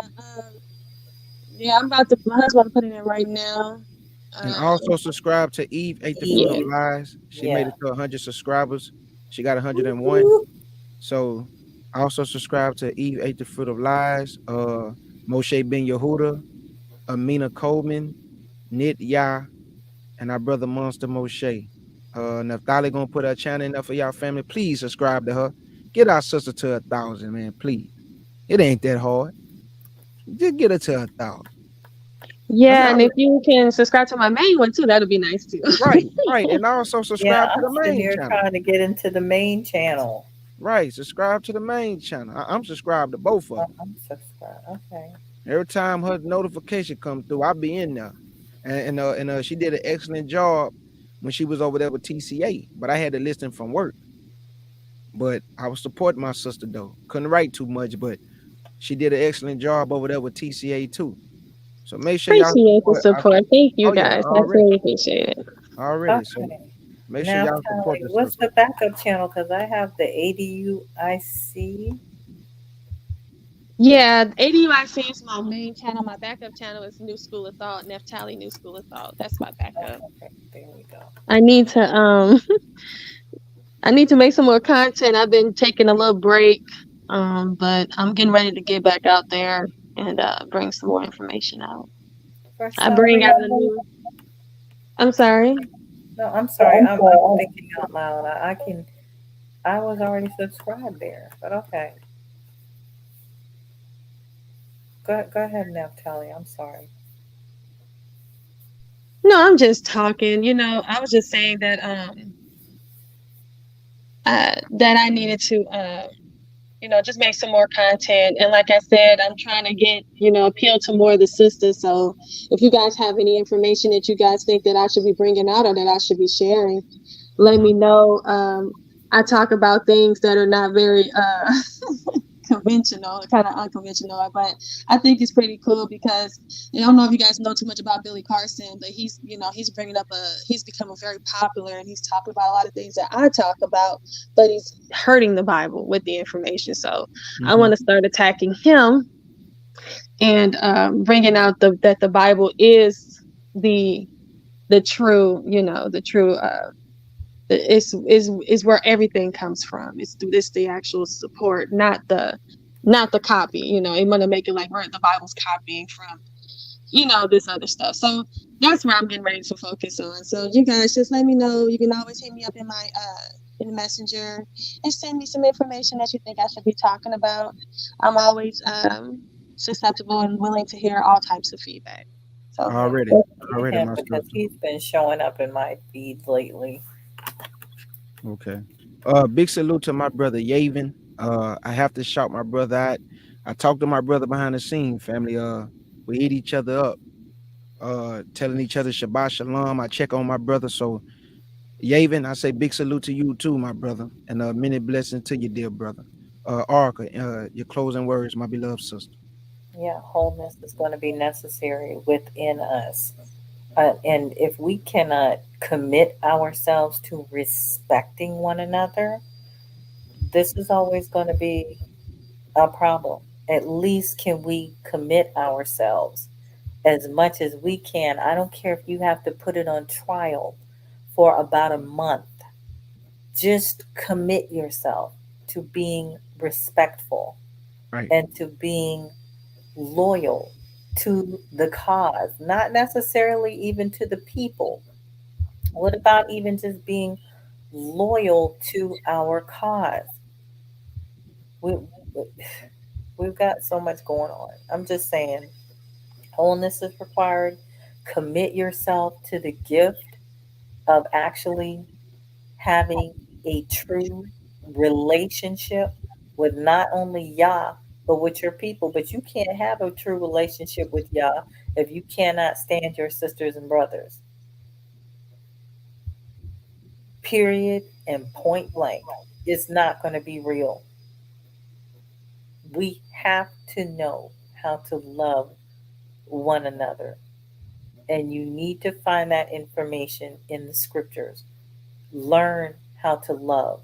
Learn how to be a friend if you want a friend. Learn how to love if you want to be loved. Just learn and commit yourself to the process. Otherwise, I wouldn't expect much. So at least put yourself on a trial and do that much for yourself if you say you are serious about hmm being a brute and walking this way. Because if you're not, hmm nothing new is going to happen. And it's going to be the same old thing that we're seeing here in the world. And all people are going to see is you hate one another. And the scriptures did it not say that the Messiah said, when we show ourselves loving one another, then you're going to know, people will know that we are his disciples. But right. all we hear is hate being spewed from one another about one another. And so that's my that's my comment. Excellent, my sister. Sisters, I love y'all. Oh, now go ahead, Shira. No, I love y'all. I just wanted to truly let y'all know that. I do love y'all. We love you too. Yes, Jacoba. No problem, my brother. Yes. We got Jacoba to 163 subscribers, so I know we can get Nathalie to 1,000. Won't All be a right. problem. Won't be a problem. That's why I say, man, it's really about really supporting each other. I go to everybody's channel. I Hey, ask them King to Judah, talk to I'm me. gonna say shalom to everybody. I'm gonna jump off because I'm dead, like for real sleep. I've been up since 7, and Hey, I, thank you. I can't hold on no more. Thank you, my brother. I'm Hey, I love tired. you. I love you, my brother. Thank you for coming on. Get you No that rest. problem. Get you that Shalom, rest. family. Shalom. Shalom. Naphtali, thank you, my sister. Arca 007, thank you. Sharsham, thank Thank you. you. And we're gonna end this live with this beautiful song that I just played for them behind the scene. But we're gonna go out like this. And y'all know I gotta play our other song, but we're gonna go out like this.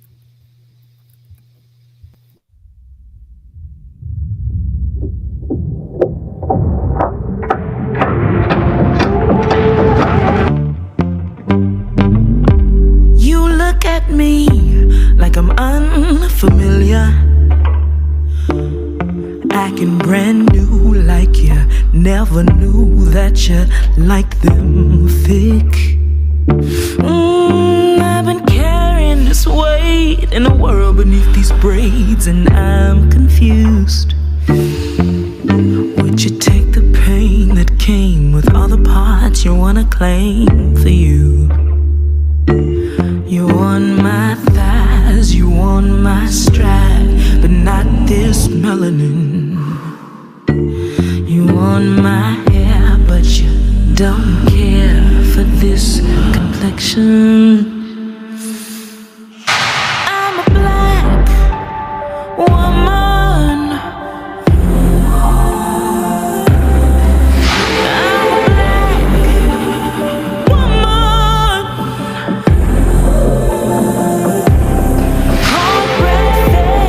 Sweet tea sipping, Nubian queen with the skin that glistens. I'm a black woman. 16 sitting on a cold floor in the corner after school. Recovering from your cover up when you told me I wasn't right for you. It wasn't hard to believe, 'cause when I watch TV, I would never see a leading lady look like me. Familiar package with less pigment, I ain't ignorant, it's just reality. You want my thighs, you want my stride, but not this melanin. You want my hair, but you don't care for this complexion. Oh, I'm a black woman.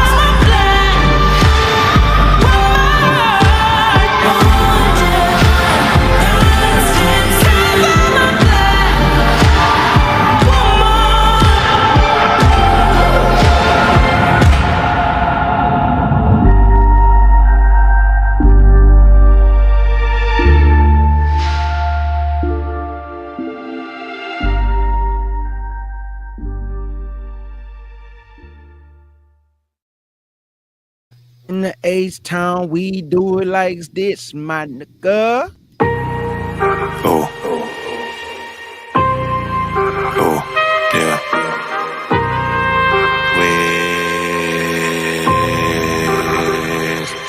Let go. My hood full of cases like the red box, and everything be Gucci till them feds knock.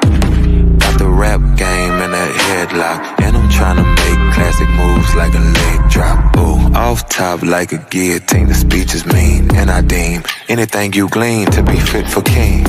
Ooh, or queens if you female, I prevail, cause I got the wife who pray in detail and keep shells, and a pistol strapped to her like seatbelts, cause we failed. She should tote a banger if she need help. Look, my Coretta pack Berettas and her sleep well, putting something in her dread head like a seashell. Ooh, but we non-violent, word to Martin. Unless they get to sparking, then we ain't for marching. I only spit the life I live, so it ain't alarming that you never get a character whenever I'm performing. Most these rappers off is showman, but that ain't me, can't be. I'm from where the killers and the gangs be. Thank me later for not switching up or changing. I'm on my bigot mixed with Prince Purple Rain thing. Ooh, Purple Rain thing. Purple Rain thing. Ooh, I'm on my bigot mixed with Prince Purple Rain thing. Ooh, Purple Rain thing. Purple Rain thing. Ooh, Purple Rain thing. I'm on my bigot mixed with Prince Purple Rain thing. Purple rain when I stain, dripping lavender. I'm in the coupe this morning without a passenger. They see me low to the flow, yes, I'm a scavenger. These rappers dodging the dun just like a challenger. Real veteran on the slab, not an amateur. Hold it down, all 4 seasons like a calendar. Yeah, my lights is bright, my hair is blinking. I'm on Luther Black in my JFK Lincoln. Legendary freestyle game, high roller. Why you think they call me the king, the crown holder? Houston, Texas, loving my city, what a place. 45 tucked to the side for just in case. Born in the heart of the gutter, where it's filthy. We raised the whole court in the streets, not guilty. It's purple rain when I walk on red carpet. Drive the blue Bentley, green leaf sparking. Bible start shopping as soon as I valet park it. Young, black, handsome, and rich, oh, he a target. Tell him come see me when I'm sold out the venue. I'm never out the race, cause the marathon continues. Church. Purple Rain thing. Purple Rain thing. Ooh,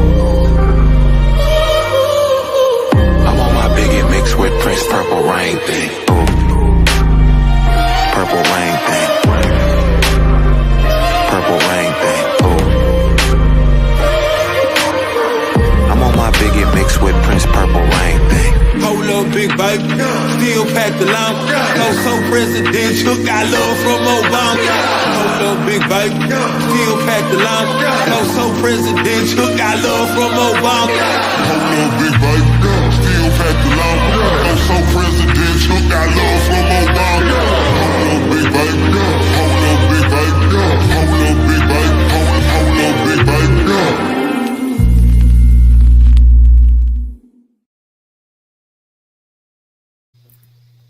I just want to say, he that wandereth out of the way of understanding shall remain in the congregation of the dead.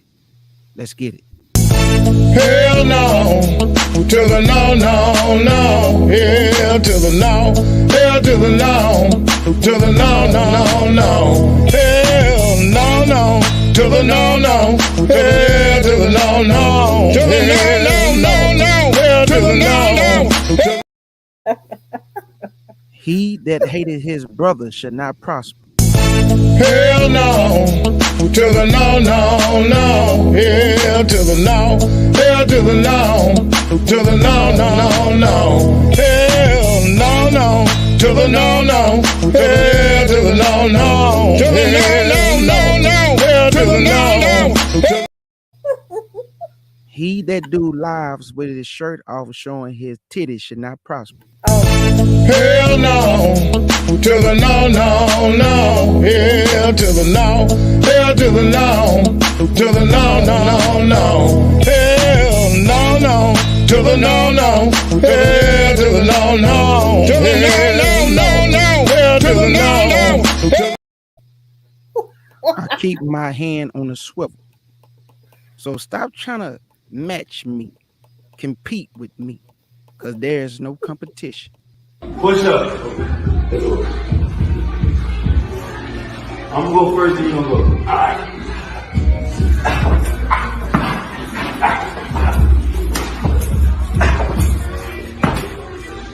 Let's go. Come on.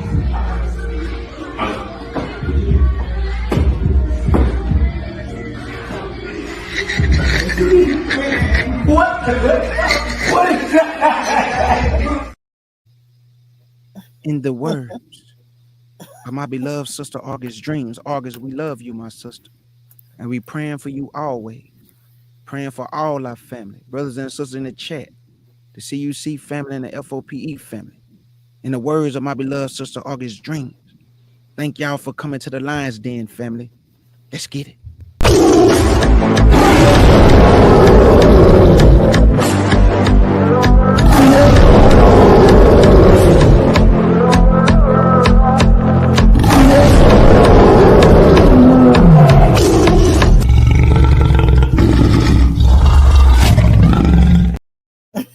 And yo, brother K. Judah, wanna say, in the words of man, boobs, and Yahoo, milk coming out the titties. Shalom. Nigga.